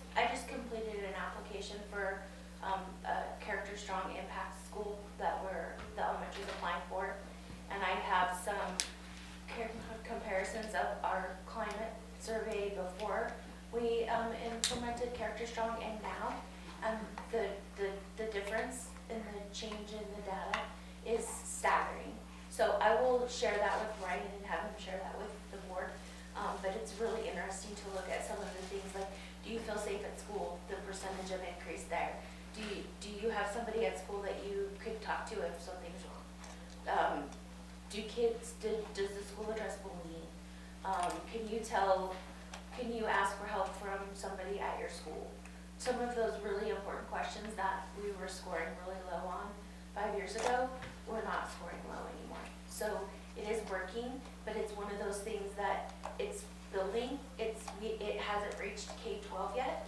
So our second graders right now are the ones that have had Character Strong for the whole time they've been at school. This is our 4th year of implementation at the elementary school. So it's another thing that's going to carry forward, and it's going to make a huge difference.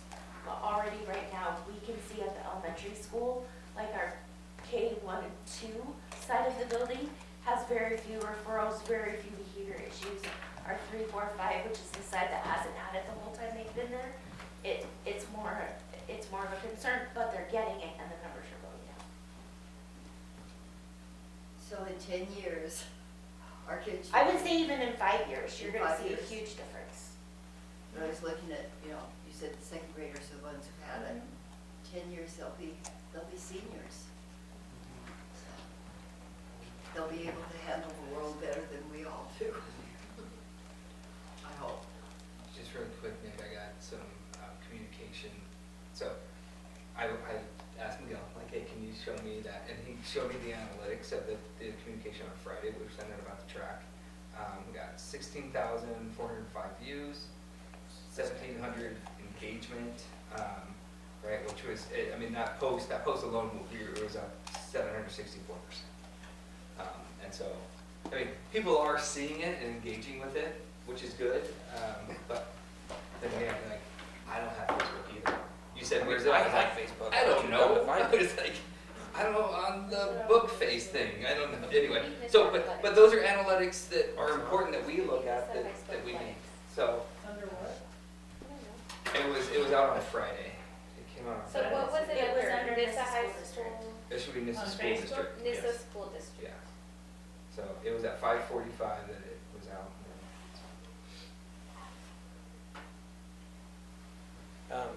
One comment, that last goal that you mentioned was about teacher health, mental health, and children mental health. I would just like to add to it a little bit that we should be working on their physical health. I think that should be a huge part of what we're trying to achieve and should be part of that goal.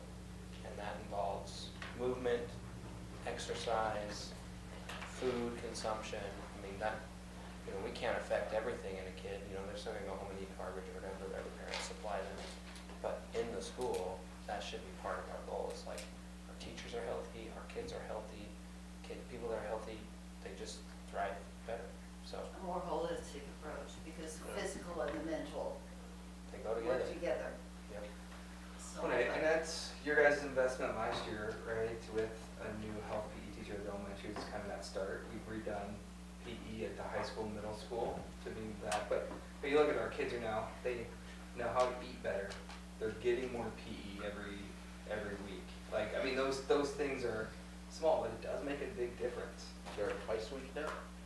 It's It's like, increased to Yeah. 125 minutes per week. yeah, And because of our last, I think, 3 board meetings ago, when we Yeah. had a discussion, I was able to work with Mr.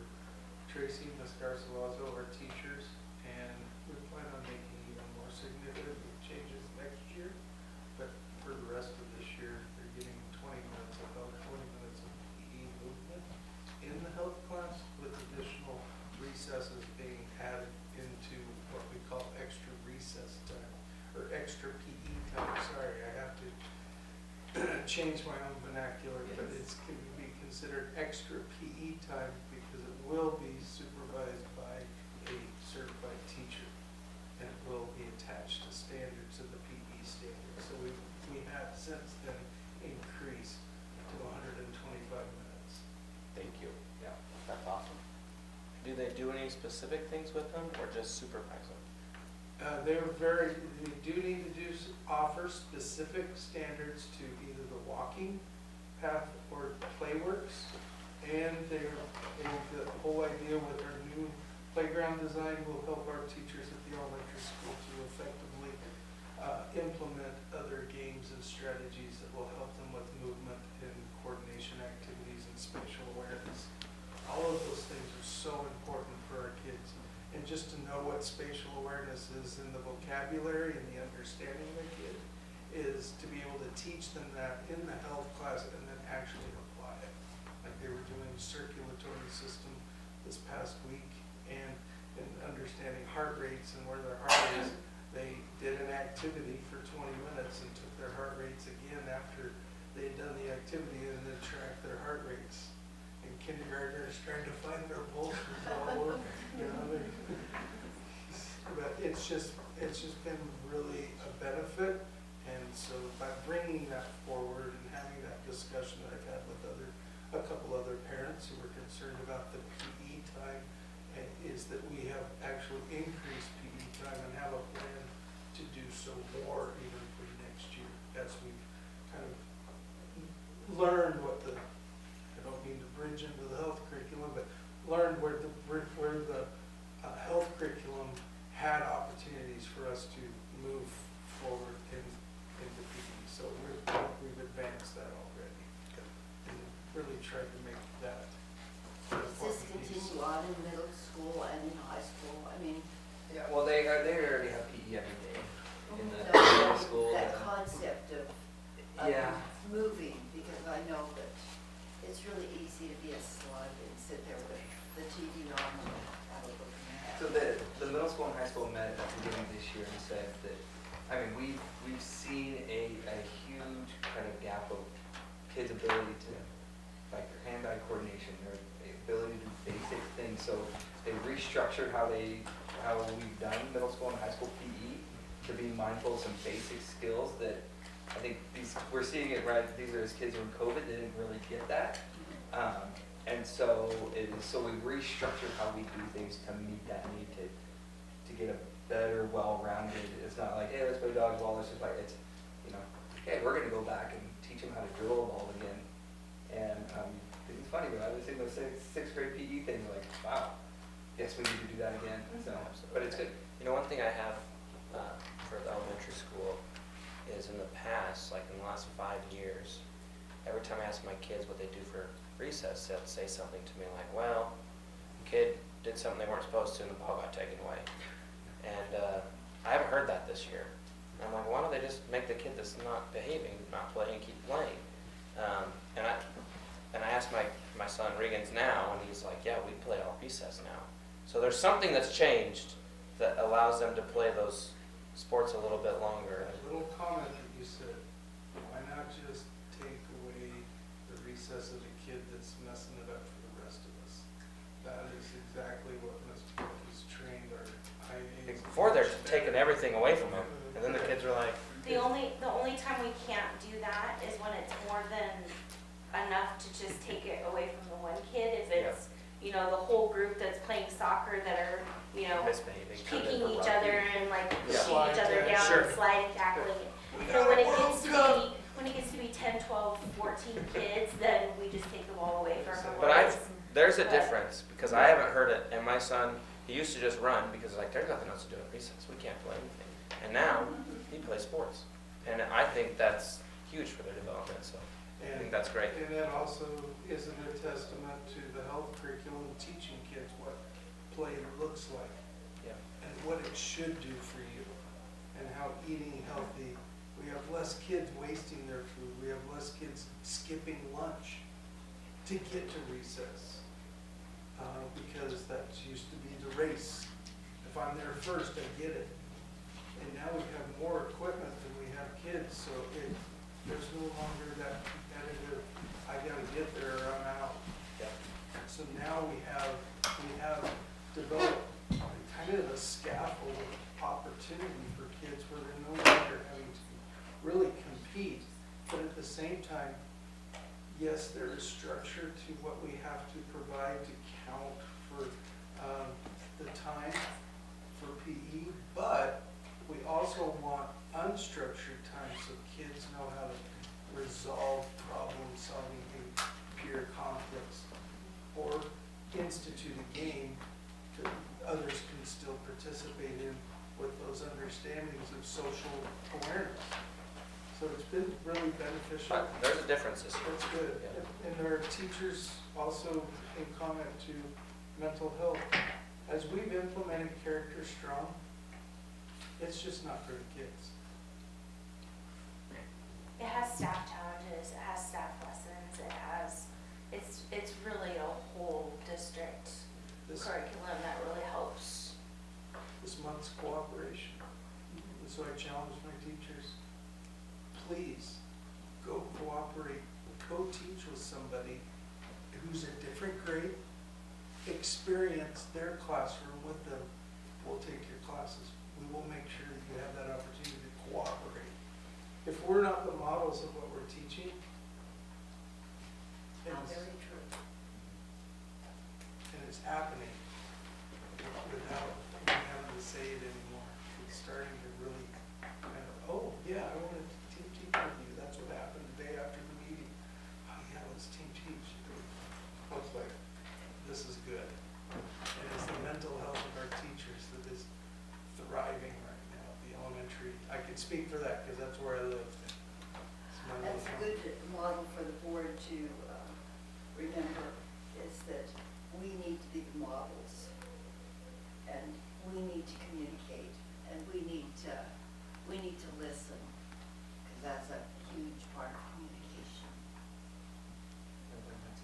Yes, is there a plan in place to get the volleyball up and running and maybe, how should I say this, like an activity where the kids can learn how to use it properly instead of just like, there it is, figure it out and then break again?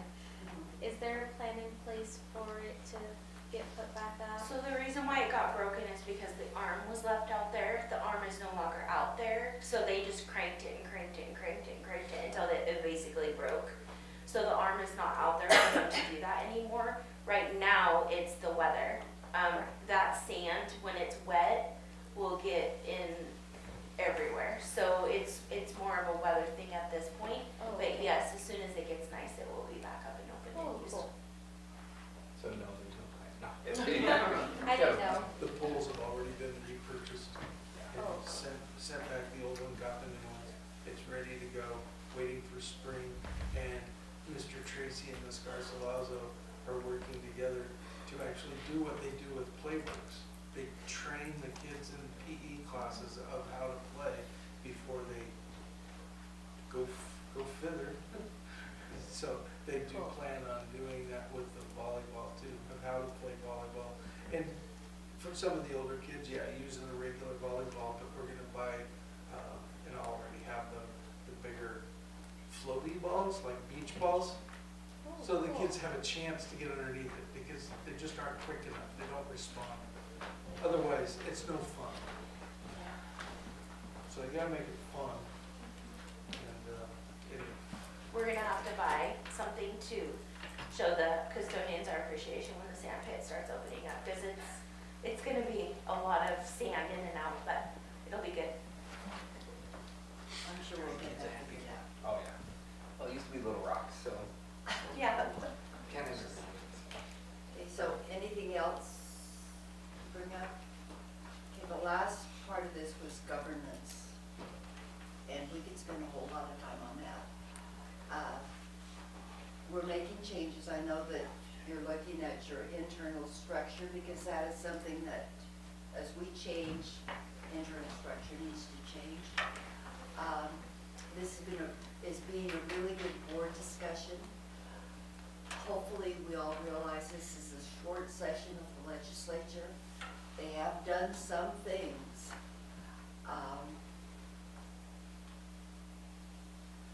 Sometimes I wonder, with the short session, I've often wondered why Oregon doesn't have 2 sessions in a biennium, regular sessions, just like Idaho does, but that's beside the point.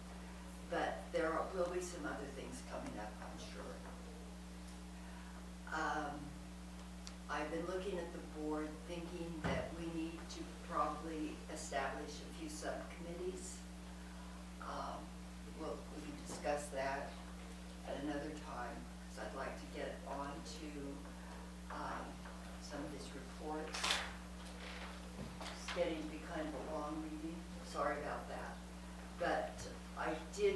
want to be able to discuss some of our goals and such as that. Susie and I are going to work on our board self-evaluation, some questions and such.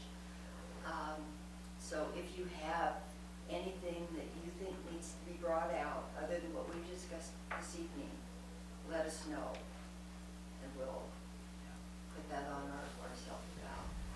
And we probably won't do the self-eval for a couple of months, so we need to finish writing it. And remember, Susie's a teacher, she can write a really good exam. So, anything else on this? Okay, we'll move on to the reports then. Perfect. So curriculum, I know there's some questions about health stuff. I wanted Mrs. Burbank to give you guys an update on our social science adoption. And so we're at in the process, so you guys are ready next month. Hopefully we'll have something for you. So I just want Mrs. Burbank to give us an update on social sciences. So this year, because we adopt something new every we re-adopt a curriculum every 7 years. So this cycle this year is social sciences. And so we're already in the process. We have already looked at all of the ones that Oregon recommended or Oregon required, the ones that meet the Oregon requirements. And we've looked at them. Then we went over to the Mount Here ESD with a committee of elementary teachers. I think we had nearly everybody represented there, maybe a grade or two that we didn't. We all went over there, and the middle school and high school teachers went over there, and we looked at all the curriculums that were available at the Mount Here ESD, so we got to pick up and look at the textbooks. Pretty quickly, our elementary chose a curriculum that they're really excited about. So it's by Teachers Curriculum Institute, which is not a publisher we've used before, but it is social sciences and science focused curriculum. So it's not a McGraw-Hill that just does everything. That's really what their focus is. Some of the reasons why they really liked it was they could really tie it into literacy. They could print off the lesson and it came with the actual text, so that the kids can practice underlining main ideas, finding details, making inferences, all of those skills that they use with ELA, with English Language Arts, they could use within social sciences, so they can get two things done at the same time. And that was one reason why they really liked it. It had great videos, really engaging activities for the kids.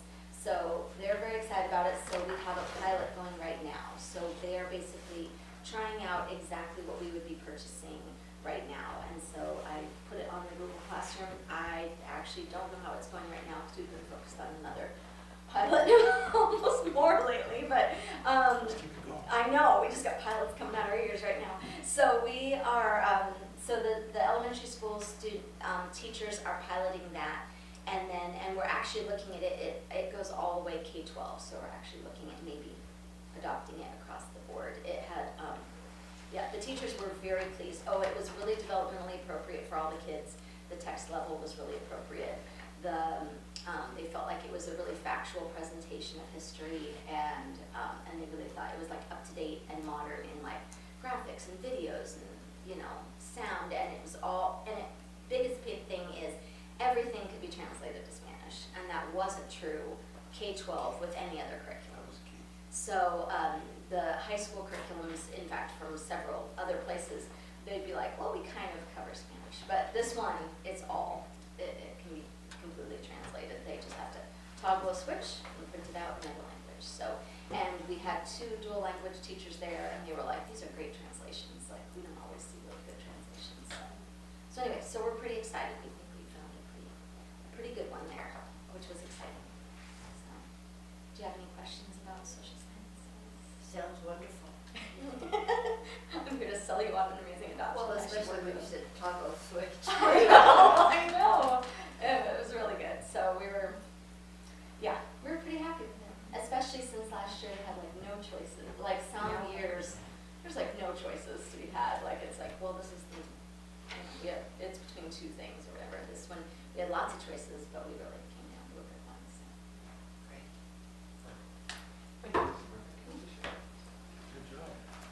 Health was something that you guys had some questions on that you wanted to bring up.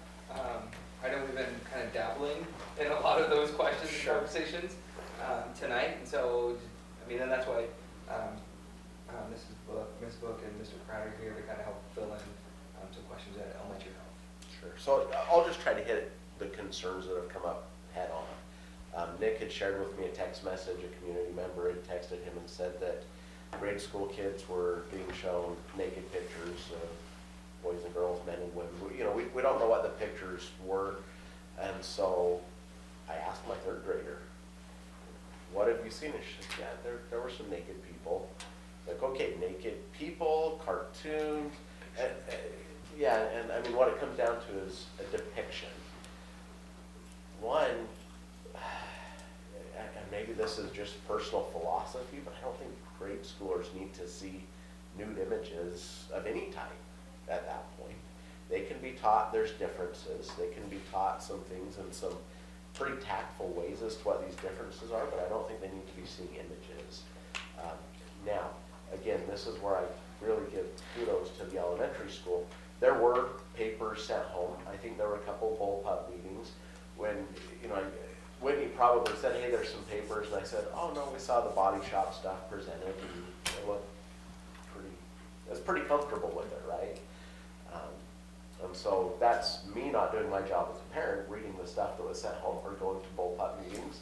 So that's my bad. But as we started looking at these papers, it started talking about other parts of the curriculum where I think in maybe it's 5th or 6th grade, but anyway, where they're learning about menstruation and cycles and hygiene. But there's nothing in those that say the boys and girls will be separated to learn about puberty. And I don't know that, again, elementary schools, is that the right place to teach a 10, 11-year-old boy about menstruation cycle and hygiene for him?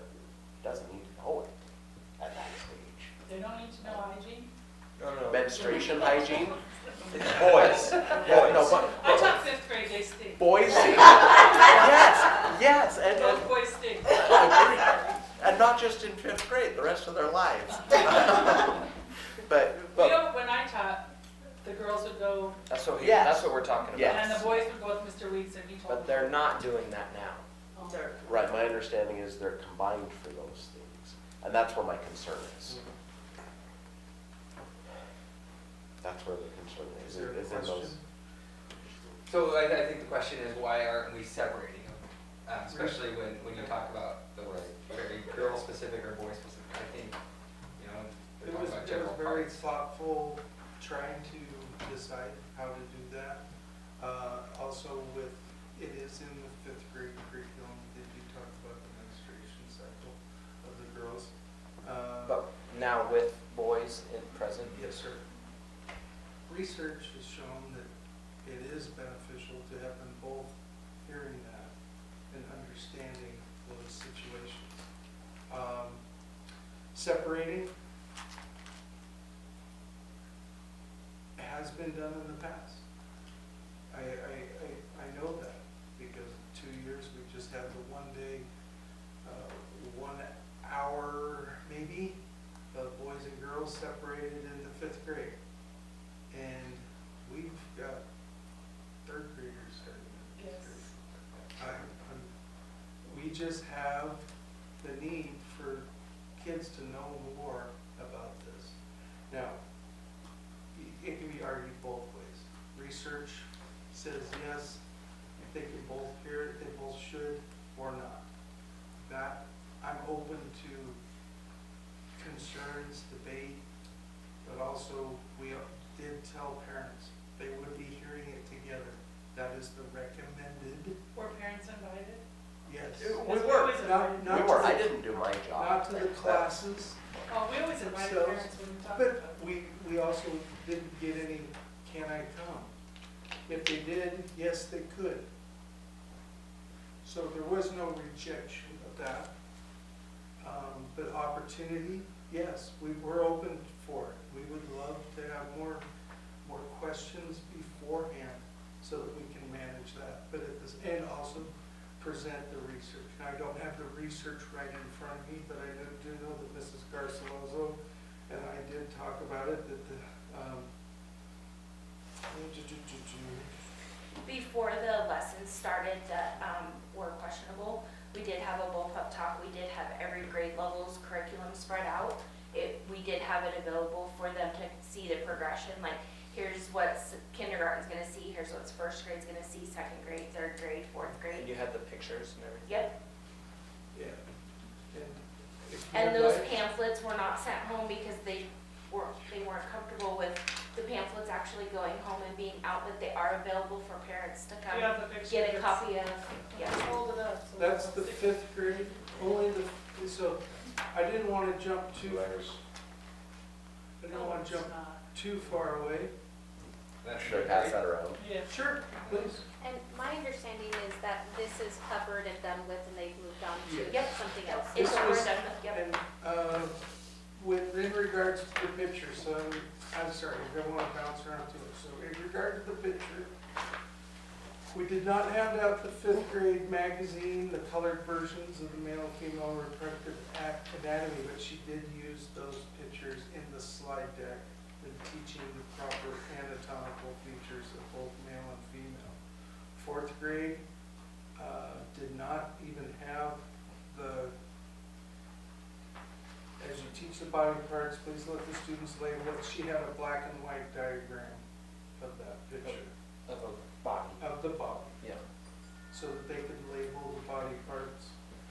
3rd grade did have a black and white also of that as you teach the body parts. Oh, yeah. Sorry. We can keep that if you want to. I would. We have plenty of them. K2 was not introduced to any pictures, but the anatomical names were used in their proper form. Has there been a problem since then with like boys going around and saying, or girls going around saying? No, that's what's been different this year, is we haven't, But yes. we haven't had that stigma of the boys and girls making fun or doing it. I think Ms. Garcilaso did a really excellent job of setting the stage before the stage was even put out of how this discussion would be. Now, is this the first year that you did a co-ed type Together, class? yes. So I do understand why the change. But let me go to that answer. As we've done the research, Oregon law requires the public schools provide comprehensive, inclusive sex education, which is generally implemented as a co-educational subject to promote understanding across all genders and sexual orientations. We know that that's part of Oregon, but it's also part of our community. Co-ed sex education is generally recommended by experts to promote better communication, empathy, and understanding of each other, avoiding the stigma of sex as a taboo topic. It was integrated into the classroom this year to learn about different bodies, reducing these gender stereotypes that boys may have with girls and girls may have with boys. So those are some of the benefits.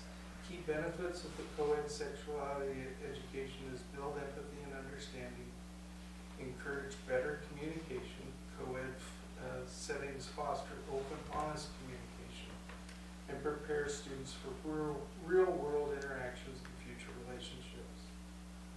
Reduces stigma. Sometimes the stigmas are there and you don't know it until you actually separating by gender can imply that sex is shameful or secretive, while co-ed classes treated as a natural scientific topic. So that it gives it some grounding. So how much do they go on, when you're reading that, I mean, there's obviously some things that come up in my mind, and I think if anyone's listening, there are things coming up in their mind. How much are we talking about sex? How much are we defining that, I don't mean Right. like sexual, I mean, how much are we talking about anatomical parts, and how much are we talking about this idea of gender? No gender was brought up Okay. In any grade? in any group. Okay. As far as sex, this was not a sex class. This is growth and development. Okay. It was not sex ed. It is not meant for that at the And elementary. it's not talking about genders? No, in the sense of differentiating between them. It's just knowing this that is a there male, are this is a different female. genders, male and female.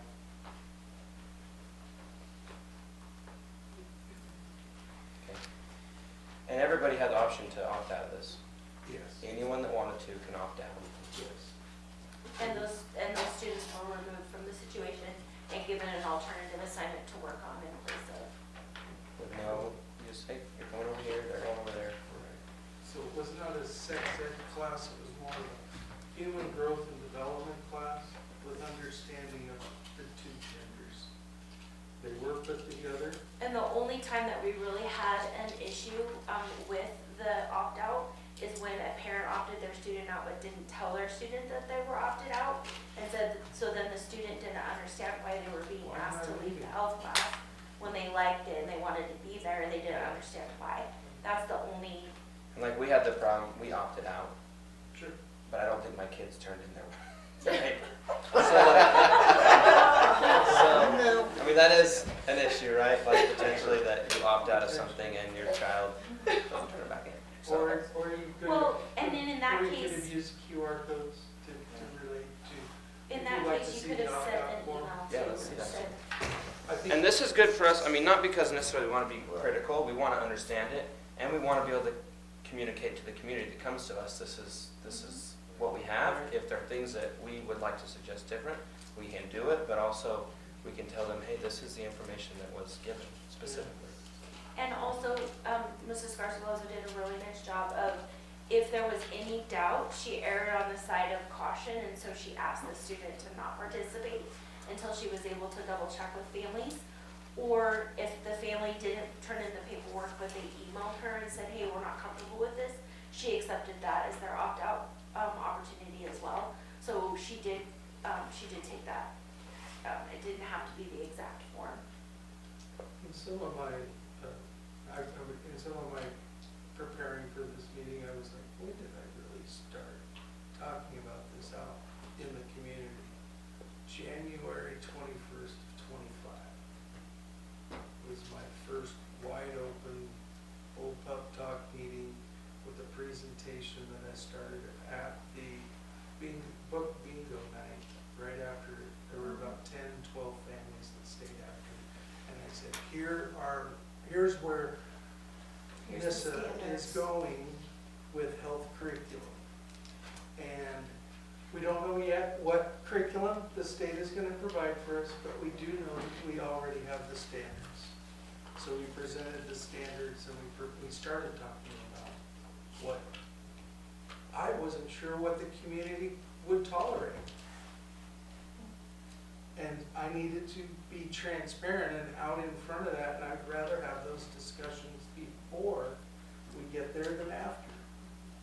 So really put ourselves out there in the community, talking about it at wrestling matches, talking about it at Bull Pup Talks. There were 6 Bull Pup Talk meetings between that date and the date that we actually adopted the curriculum. The teachers were like, whoa, health curriculum, where are you gonna put that, Mr. Pratt? We're already tapped for time. And I said, you know, I really think that, and both Ryan and I talked about it, the PE health and trying to maximize our capability, but we also wanted to give the health curriculum a chance. And I didn't want 30 different teachers of health.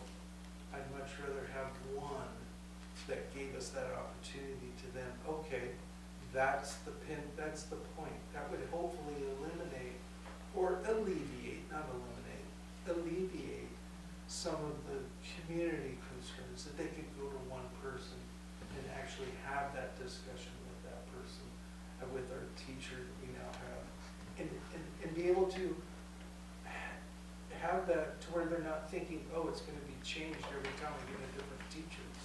It's changing. So that really tried to be purposeful about it, and the research was already, Ms. Garcilaso has done so much research, and we've been able to implement it in the way to Fidelity that gave the curriculum a chance. has found that she had to provide more information to the kids in some subjects because they don't know. It's not scaffold for them. They don't have the foundation of nutrition. What's a vitamin, what's a mineral? Those different things. So she's been able to scaffold that and now able to streamline a little bit better, which is where we started in November talking about, wow, we really need, I think it was October or November, wow, we really need to increase movement in PE. How can we do that with you? And so she's been doing that since that period of time, increasing our PE minutes to make sure that we're maximizing her potential, giving the curriculum a chance. Because when she collaborated with some of the other health professionals in the area, we also have been following kind of the curriculum strand of Salem, Kaiser, and Hillsborough school districts, because they actually have had this for years and implemented it very well. And so she was able to tap into some of that. So utilizing what best practices have worked for some other school districts as well as her own. She taught this, taught health in the middle school setting in Ontario, which is where we hired her from, but now we're able to do it here. And so far, I've only had one parent phone call to me. So I think it's important to know that it was obviously a mindful application, right? It wasn't just a, here's, we have to do, like, I mean, looking at our community, what our community wants, but also giving the opportunity for the community to come in. I, just like Dustin, was like, maybe as a parent, I should have been a better consumer of that because I really wasn't. And so, you know, like my same grade daughter saying we're penis was, that's on me. No, I think that that's part of it, but I do think that there was a gap in there because what we've known of health are this reproduction of those things, it's always been separate. And we thought it was going to be the same, so so there's part of that is. And reading this, those are just my 2 points that you're talking about, is like reading this, it doesn't, like, we're set at this like 5th grade, they're separate, the community has expected that for years. Yeah. Community, in here, I don't read that, I don't read they're gonna be together. So that might be something that we can add to that next year, I think. And then I think the other part that we should or could add to this is that there will be cartoon nude pictures of male and females. Like that should be, in whatever grades that's going to be shown, to me, that should be on this first page. That would be my kickback. Have read this, seen this, now I have a bigger picture, and we, obviously as parents, you guys try to get all the information out. But now that we have it and we're thinking about it, I think those should be on this page. And I do think, I mean, obviously it's the first year, right? You're right there. They don't have the scaffolding. There's no build up. There's a very initial, what is going on? We've always done this in 5th grade, 4th and 5th grade. And I mean, and those, will help scaffold. It's not as for our community. 1, they'll know better to opt out. 2, it actually won't be so much like ripping off Bandit because of it. They've already been introduced to it a little bit. And so I would say, amazing job the elementary has done to try to apply this in an appropriate way, but also give parents the information that they need to opt out. And so it was since January 21st, but then again, I'm like Dustin and Nick, and I've heard these things in the public, And I told, like, I was official- there, I said, we're opting out of this, and it's not your fault, Yeah. it didn't get there, so like, And Kathleen helped us introduce the curriculum. Once she did it with the board, I think in a board work session, and then I did it twice with our elementary families, the curriculum actually being fully spread out, and that picture on the 5th grade desk was opened up and available for any parent that came. I had 2 wonderful parents that showed up on January 26th of this year before we started the curriculum on February 2nd. And so really, communicate, over-communicate, trying to do that. And I am wanting, I will be open to other feedback to help us implement this better for the community. And Kendra Barcelona is always open to that feedback as well. Absolutely. So when we take that feedback to her, she will be very open about adding that to her information. It's not our intention to defend, our intention today is to hear, hopefully help answer questions and be able to come to a commonality. I follow your lead. You are our bosses. Mr. Kraft, But also remember that can it's board members be invited to your Class. class or to your meetings? They always are, yes. open forum. Have you not felt that? I didn't know when they were. They're on the reader board. They're the third Thursday of every month. Yeah, and did you get our Bullpup newsletter? I don't. I do not send it to them, but I will start sending. I will it make to sure it them. gets forwarded to you guys so you I'm know where sorry you're at. if you didn't. I think it was presented very professionally and Yeah, I think it was handled appropriately. I mean, if you wanted to separate the boys and girls, if you felt like that was something that needed to be done, that could be okay, but I don't think, as a teacher, I don't know. I mean, I have to admit that with our boys, we fumble through these discussions with them, but, It's not Parents easy do it all to different, do. because like this information, it's talked about in my whole. But So, the menstruation talk needs to be taught before fifth grade. I had third grade girls come to me crying, thinking they were dying. And they didn't know. Yeah, they didn't know. So, And I agree with that. it needs to be, you don't have to go into sensory and just say, Right. if this happens, go to your teacher, she has something for you, it's normal, it's Teach it natural. about it's- chickens. I can say my own started in fourth, so yeah. I would like to come next year when you have this Chickens lay eggs, they get it. class, so each one. Sure. Yeah. And That has would be there- good, right? Is how are we communicating and we know what's going on in those classes and say, absolutely, I sat in there and this is what I heard. It wasn't this, you said, this is exactly what I said in a respectful way. And the kids probably handled it extremely well. They have it there when the parents aren't there. Exactly, Right. and, well, Kathleen and I taught that class forever and ever when we were co-teaching, right? And kids do a really good job, and we have to realize that. But we still as parents have to be able to say, not appropriate. Right? But to Nick's Yeah. point, I do believe that the letter should be a little more specific, particularly about being a co-ed. There would be a co-ed class. And that there are pictures of There are- nude cartoons, There are pictures, illustrations. whatever, yeah. I'm sure they've all seen Depictions of- worse. I'm not sure they have. No, very Kids gender are specific. terribly sophisticated. And I would say for the families that opted out, it would be nice to have a follow-up, okay, you've opted out, but here are the materials that will be presented.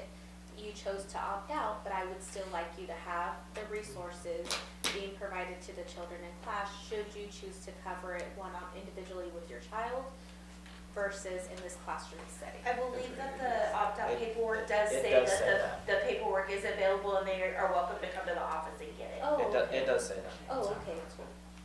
That's where that brochure magazine came from, Yeah. was out of the office. how I wanted many to make sure parents- you understood. Opt-out parents did come in.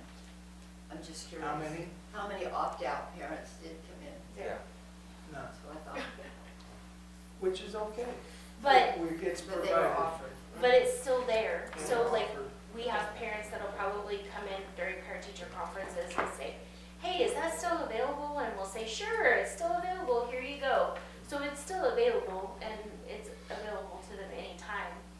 And it's also on our website. I mean, it's on the Nissa Elementary website. The pamphlet isn't, but the forms are. Even the curriculum's there. People want to see it. It's been there since January. So we hope to be able to communicate much more effectively and inclusively so that parents have a full understanding.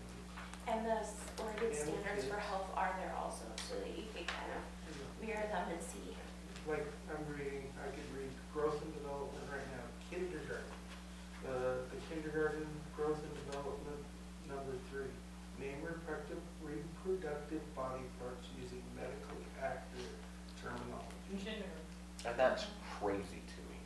get it, if that's Oregon law, it's Oregon law, but that's idiotic in my opinion. To have a kindergarten, like, you know, when Well, they also That have the level. female products in the kindergarten bathroom. it's stupidity. It's just stupidity. So whenever you go to a doctor and they ask you a certain question, your kid will be able to say, okay, this is the problem, this is. In and this is kindergarten, where- the parents can answer for them. Not all the kindergartens want to talk with the parents are. But, Terminology is just not thrown out nilly-willy, but it is set with a precedence that we will talk the common knowledge of medically appropriate parts when we're talking about your body. and I get that, but one of the things when you read from the document a few minutes ago, you know, you said, we want these sexual things to be discussed so kids don't think they're secretive. Some of these things should be secretive. And that's why we leave it to parents' choice. Exactly, but that's, you guys did a good job. Okay? I didn't. And I think there's plenty of people. in And the there's a lot of community community members that who did it. do a good job. That is not a reflection on you guys. I think you guys did an absolutely great job. Just, now that it has been taught and it's out there for a year, we're starting to get feedback from people, and not all of it is positive feedback. And so I just think it warrants a discussion to talk about, and now people in the community really know when this comes out, some document that says you can opt out, people really need to Better pay read it. attention. Yeah. Right. Yeah. And the parent to make sure that they get to the teacher. Right. Back. Correct. I would like to just say that it is, from a safety standpoint, because you brought up safety before, goal is student safety. From a safety standpoint, having the kids refer to their body parts with the correct medical terminology could help a student down the road. If something was happening to them, then they're using the correct terminology and they're not using a vernacular that people may or may not understand.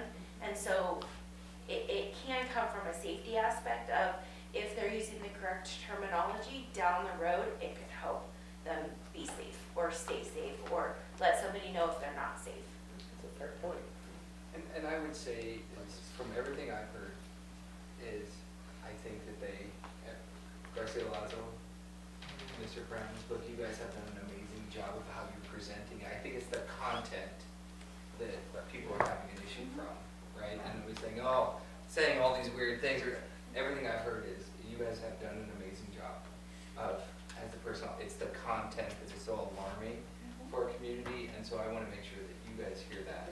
Nobody's saying you guys are doing a bad job, you guys, actually, I got the opposite. Very We're thoughtful. doing a good job. We're doing a really good job, just the content is just, you know, yeah. I think it makes, with the adoption of social studies possibly coming on the board in the future, is why not have curriculum be a show and tell at the elementary school for parents to come and see all of our curriculum? Social studies, health, math, the sciences, what we're doing with Step Up to Writing, just come see it all. There's no secrets. We don't want that. We want to be transparent. And yes, I appreciate it, but I also have to serve the community. And if service isn't up to par, then I have to adjust and be flexible and be willing to hear that so that I can be a better service to the community. Any other feedback for? I agree with you, and I thank you. It's a very difficult subject for not just teachers, but especially for parents. And as I said, some of our kids are so much more sophisticated than we think they are. We want our 3rd, 4th, and 5th graders to still be babies. And too often they don't know I had that conversation with my own family, especially my wife, and it's funny to listen to her, especially with the first talk about, you know, that kind of stuff, and I'm sitting there going, well, what are you talking about? I learned this stuff when I was in 3rd grade. Not from teachers either. Yeah, exactly. Very well, so thank you. We appreciate it. Yeah, thank you. very much. Shall we move on to Yes. the SEI?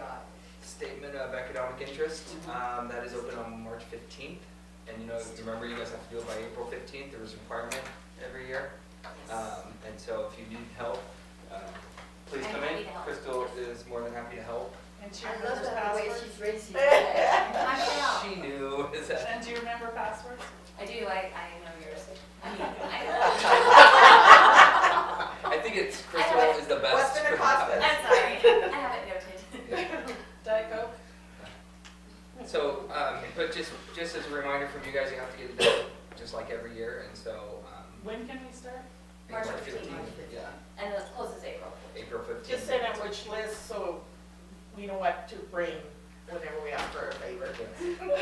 So what we'll probably do in the April one as well is remind you of like who has got it done, who hasn't, because it's extremely important in your elected position that you get that done. And if you don't read that, just look at the social media, they'll be blasting it for you anyway. Exactly, yep, they'll put it out I've there. already seen that out there. Well, so-and-so hasn't filled it out, and Yep. it's this one or this one yet. Yep. Or that. It's funny. So anyway, just a note for you guys. Can we move on? We'll see. Any questions about that? Classified Appreciation Week is this week. Yes. Lots of amazing classified employees out there. That includes not only our IAs, but our bus drivers, our cafeteria, our maintenance, custodial, IT. And so this week we actually take to show them how much we appreciate. We cannot do it without them. And all those little things that make this place go. And so on Wednesday, this is kind of your gift to the classified members.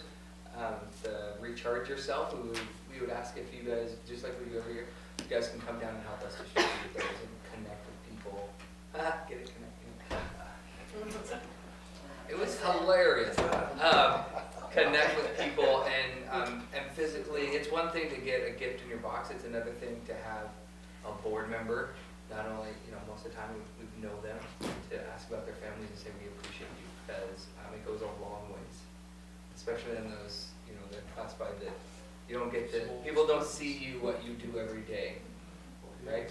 Cleaning toilets, doing those things like it means a lot. So we ask if you guys can come on Wednesday to help us distribute those.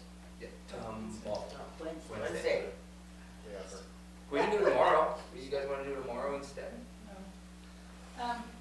And are we gonna do negotiations with classified this year? Do we have to start thinking about that? Yes, we actually met, and I'll update you guys So we on don't have to do Friday. anything? No, we'll need 2 members when that time comes, but it's only money, or it's only monies. There's gonna be a couple MOU things, but it's only monies.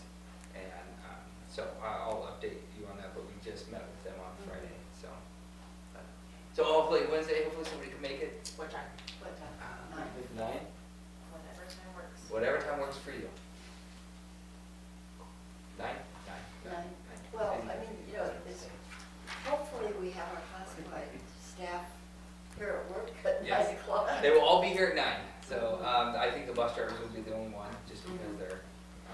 Yeah, because last time we did it around 10:30, I think, Yeah. last year. So 9 o'clock 9 o'clock, on sounds good Wednesday. to everybody? Yep, at the district office. Yes. Ooh, HR, that's okay. HR, yeah. So Wednesday at 9. You want to change the time? So you don't have to. What you can do, so the next, my next available meeting is like 1. Who can be here? I can't, I have Dennis. I'll be here. I can be here. I can't be here. About one. You guys? 2. 2. If you move it up a little bit, What? probably. So you Yeah, I have- could We do can it do 8 one. o'clock, but I can't do 9 o'clock. Can we do 1? Or is it, because you're actually going to do work on it? Can you do one? Yeah, We I can can do do one. one. We can come at one, so you don't have to change. Perfect, 1 o'clock? Still no go, still no go? Still yours. Huh? I'll have to check. Okay, that would be amazing. Like I said, it means a lot to them. If you guys are hanging out. And we'll distribute, like we did last time, some district office people, you go to elementary, you go middle school and high school, and it'll be. So anyway, We also did an all district sign on our reader board that just says thank you, So- classified staff, thank you for everything you do, and then there's a couple just for the elementary school, but. Today was our classified staff Wednesday, I was trying to read that, I was like, why is it saying something about soda, but then I had to be the driver, so. I couldn't figure out, like, is that fire? Then it was ice cubes, and I was like, okay, so. Like soda, Diet Coke, what Yeah. is going on, that's Anyway. why I'm like. They had like Red Bull and soda. Soda bar. So what else? Yes. Yes, 1:30, 1 o'clock on 1 Wednesday. o'clock yes. on Wednesday. 1 o'clock. That works? Yes. Yes, 1 o'clock. 1 o'clock. Yes. That works. Okay, anything else on classified moving? No, 1 o'clock Wednesday. Okay, we'll move on to policy review. We've talked about that, sections A and B, governance and operations, and Oh gosh, I had this pulled up. Of course. Oh, you just touched No. it, it came up on there. Yeah. I just thought you had magic fingers. Yeah. Yeah, absolutely. No, you guys I love policy. are good to go. Yes, I just thank got this you. iPhone. Policies are the best. One number after another. Oh, yeah. Sorry, I had this pulled up. So here's this, based on your feedback from last time, Megan has put this together for us so we can look at it. It's really quick reviews for you guys to make sure that captures what we were talking about. So here's the first one, A, E. And then this was the question, so sexual orientation be added into that one there. Where we had that conversation last time. So, I can read that.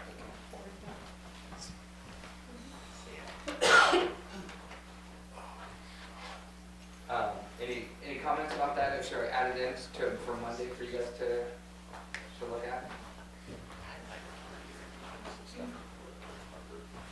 Did we want to have a copy highlighted, copy that we can all read before? So we'll add that in Or there. just, can we all do it on the little computer? I have a little computer. for people. Yes. And this is shared with you guys already. All of this you guys have, I'm sorry. so you can see that, so. The next one, again, this isn't as long.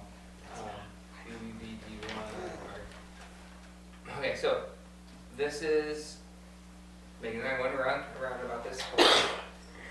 This wording comes from the ORS just to, so the question is, and I think Jasmine had this, is when you are taking over somebody's term of office, when she came in for Mr. Peterson, right, that we said she's just gonna fill out his term, right, but it's actually in the next regular district election does she have to get elected again and then get elected again, right, because then she gets back on the cycle of the terms. And so we wanted to make that really clear in there is that portion of it. So did I capture that, Megan? Yeah. It's confusing, I don't think there's any way to make it less confusing, but that's the regular language that's used everywhere to explain it. We should put the asterisk there, and when in doubt, ask Megan. Yes. And I will still get confused and have to think about it, because I get it, and then I think about it too much. I was trying to explain it to Ryan, and then I just confused myself, so. So that should, I mean, it's not really clear, but we understand the process of it, and if anything, Jasmine knows it, she knows it. Yeah, So- I can Yeah.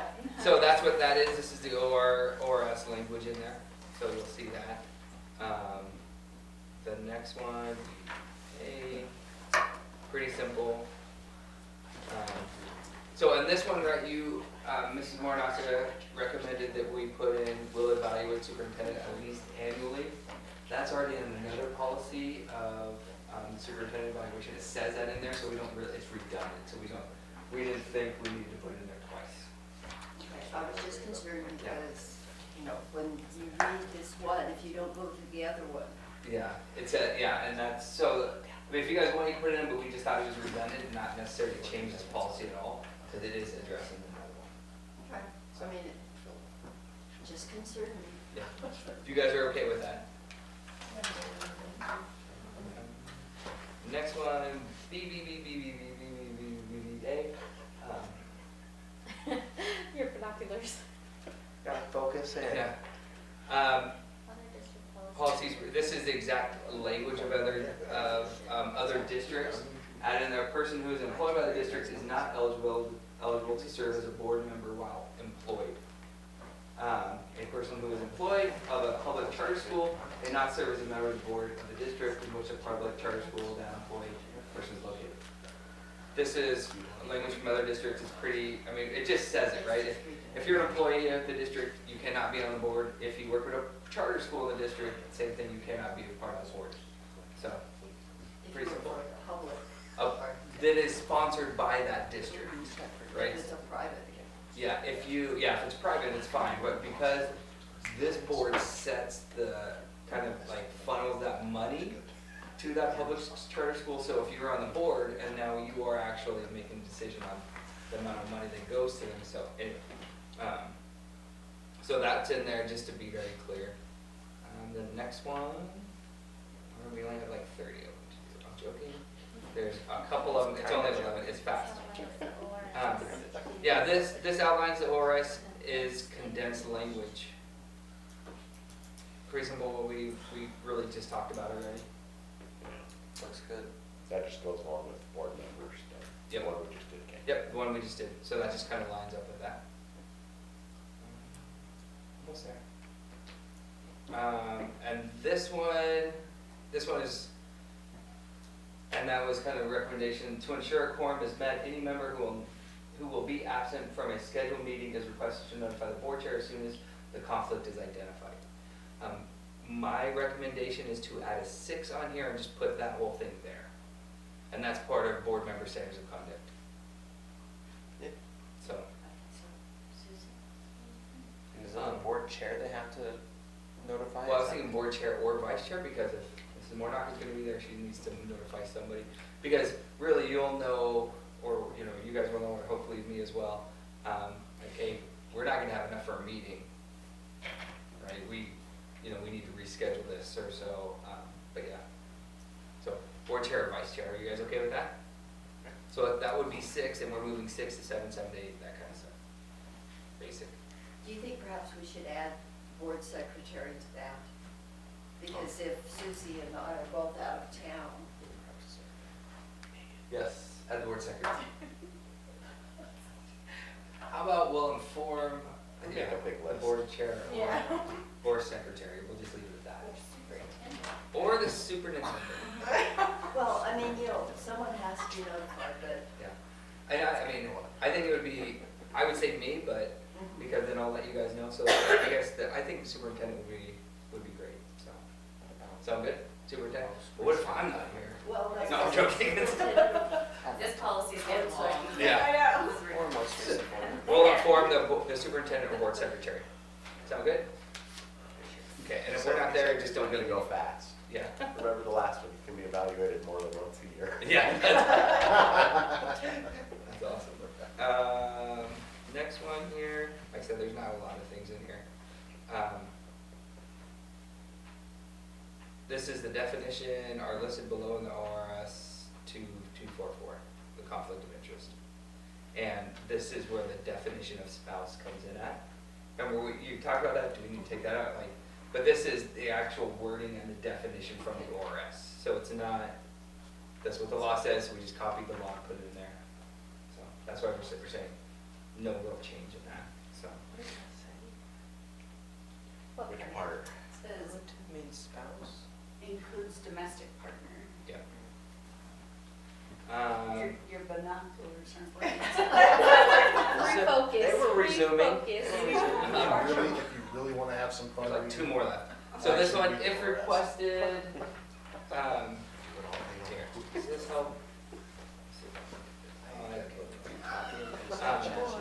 If requested to do so at least 48 hours before a meeting held in public, the board shall make a good faith effort, I think that's the main thing on there, you guys remember this ORS, to provide an interpreter for hearing impaired persons.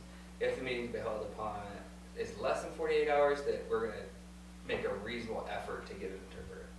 we're saying, and we say good faith just because that we try and we can't find anybody, then we're not held harmless for that. We've actually gave a good faith effort for it, so. And that's in the ORS. Moving down to the last two. This one is minutes of the executive session will be kept in accordance with the requirements of Oregon Public Meeting Law and is at essential the same level of detail as for the public sessions. That's this, basically we're saying it's already defined in Oregon Public Meeting Law.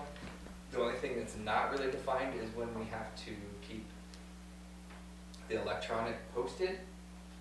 Because we use YouTube as our mechanism, it is actually always posted. So, I mean, we don't have to, they say define it, but we're not gonna go and delete the videos, it's on public domain. I don't know, sometimes I'd like to have some of those deleted because my hair doesn't look right. No, I agree, I was like, I said what? It was 9 o'clock, I was tired, I was a little overwhelmed at that time, so, Hate to break the news to you, those are already posted everywhere else already, sorry. yeah, exactly. So anyway, so that's what we're just keeping is according to public law. I know the OSBA said they recommend that you put a time on when those videos are taken off, but since it's on YouTube, it's out there anyway. We're just not gonna define it and keep it on there. If we choose something other than YouTube, Then we'll go back and then we'll say, hey, we said a year before, right? October, places October, that kind of thing. But right now, we're not gonna define it because we don't have to, because it's always public and we want them at any time. Go back and see it, we're not hiding anything, so, yeah. Last one, here it is. Binoculars? We're close. A person giving a public comment is limited to an established time limit of 3 minutes. And so we're defining that if somebody makes a public comment, it's 3 minutes. Here's the important part about it, since we're defining that, every public comment, regardless of positive or negative, we have to time for 4 minutes. Can you put a reasonable amount? Make it broad? No, because that's part of the issue is that now you were saying, I disagree with you, so I'm giving you 3 minutes. The next meeting, I agree with you, I'm giving you 5, right? I mean, so, Is 3 minutes enough? you'd be surprised what you can say in 3 minutes. yeah, Well, some of them are 2 minutes, yes. So is that only for people that are speaking up during public comment, or is that like, we're gonna give a presentation and this parent has come and Yes. want, Yeah, For the yeah. student body. It's, if it's public comment, this is anybody giving a public comment. that has nothing to do with everything else So in the if we have something scheduled on there, then we can. She's the most long-winded one I know. Then no, during that time, said hey, if we want to on the agenda item, say 5 minutes, we can do that. But public comment, we're just saying in general. Is there a way to put on there, like, say someone brings something to the board and then we want to discuss it as a group and then ask further questions that it will extend their time? I mean, can you have that? Actually, I think that our standard process is we listen to the public comment, and if we choose to make a response, we will do that probably at a next meeting or in writing. But it may be something we're discussing already, but normally we wouldn't interact with the person who's making Right. the public comment. Because then you're opening the door to this is a conversation, right? Rather than. Rather than a But comment. it could be.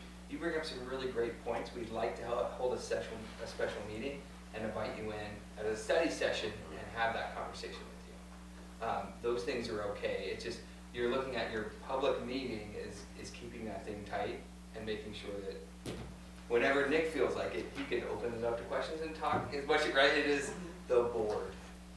And so that's where I would say limit to 3 minutes. If a conversation or those things you want to interact with them, have it in a special session or discuss with you guys.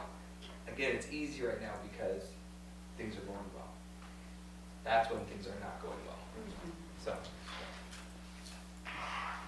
and I think that rounds us out. That's it. Okay, that's all I have. Do we have any other questions on what Ryan just went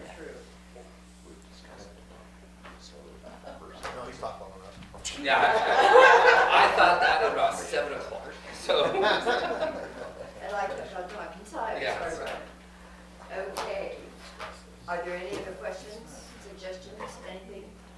All I'd like to do is remind you that Wednesday at 1 o'clock, we'll meet here in the district office to distribute the classified gifts and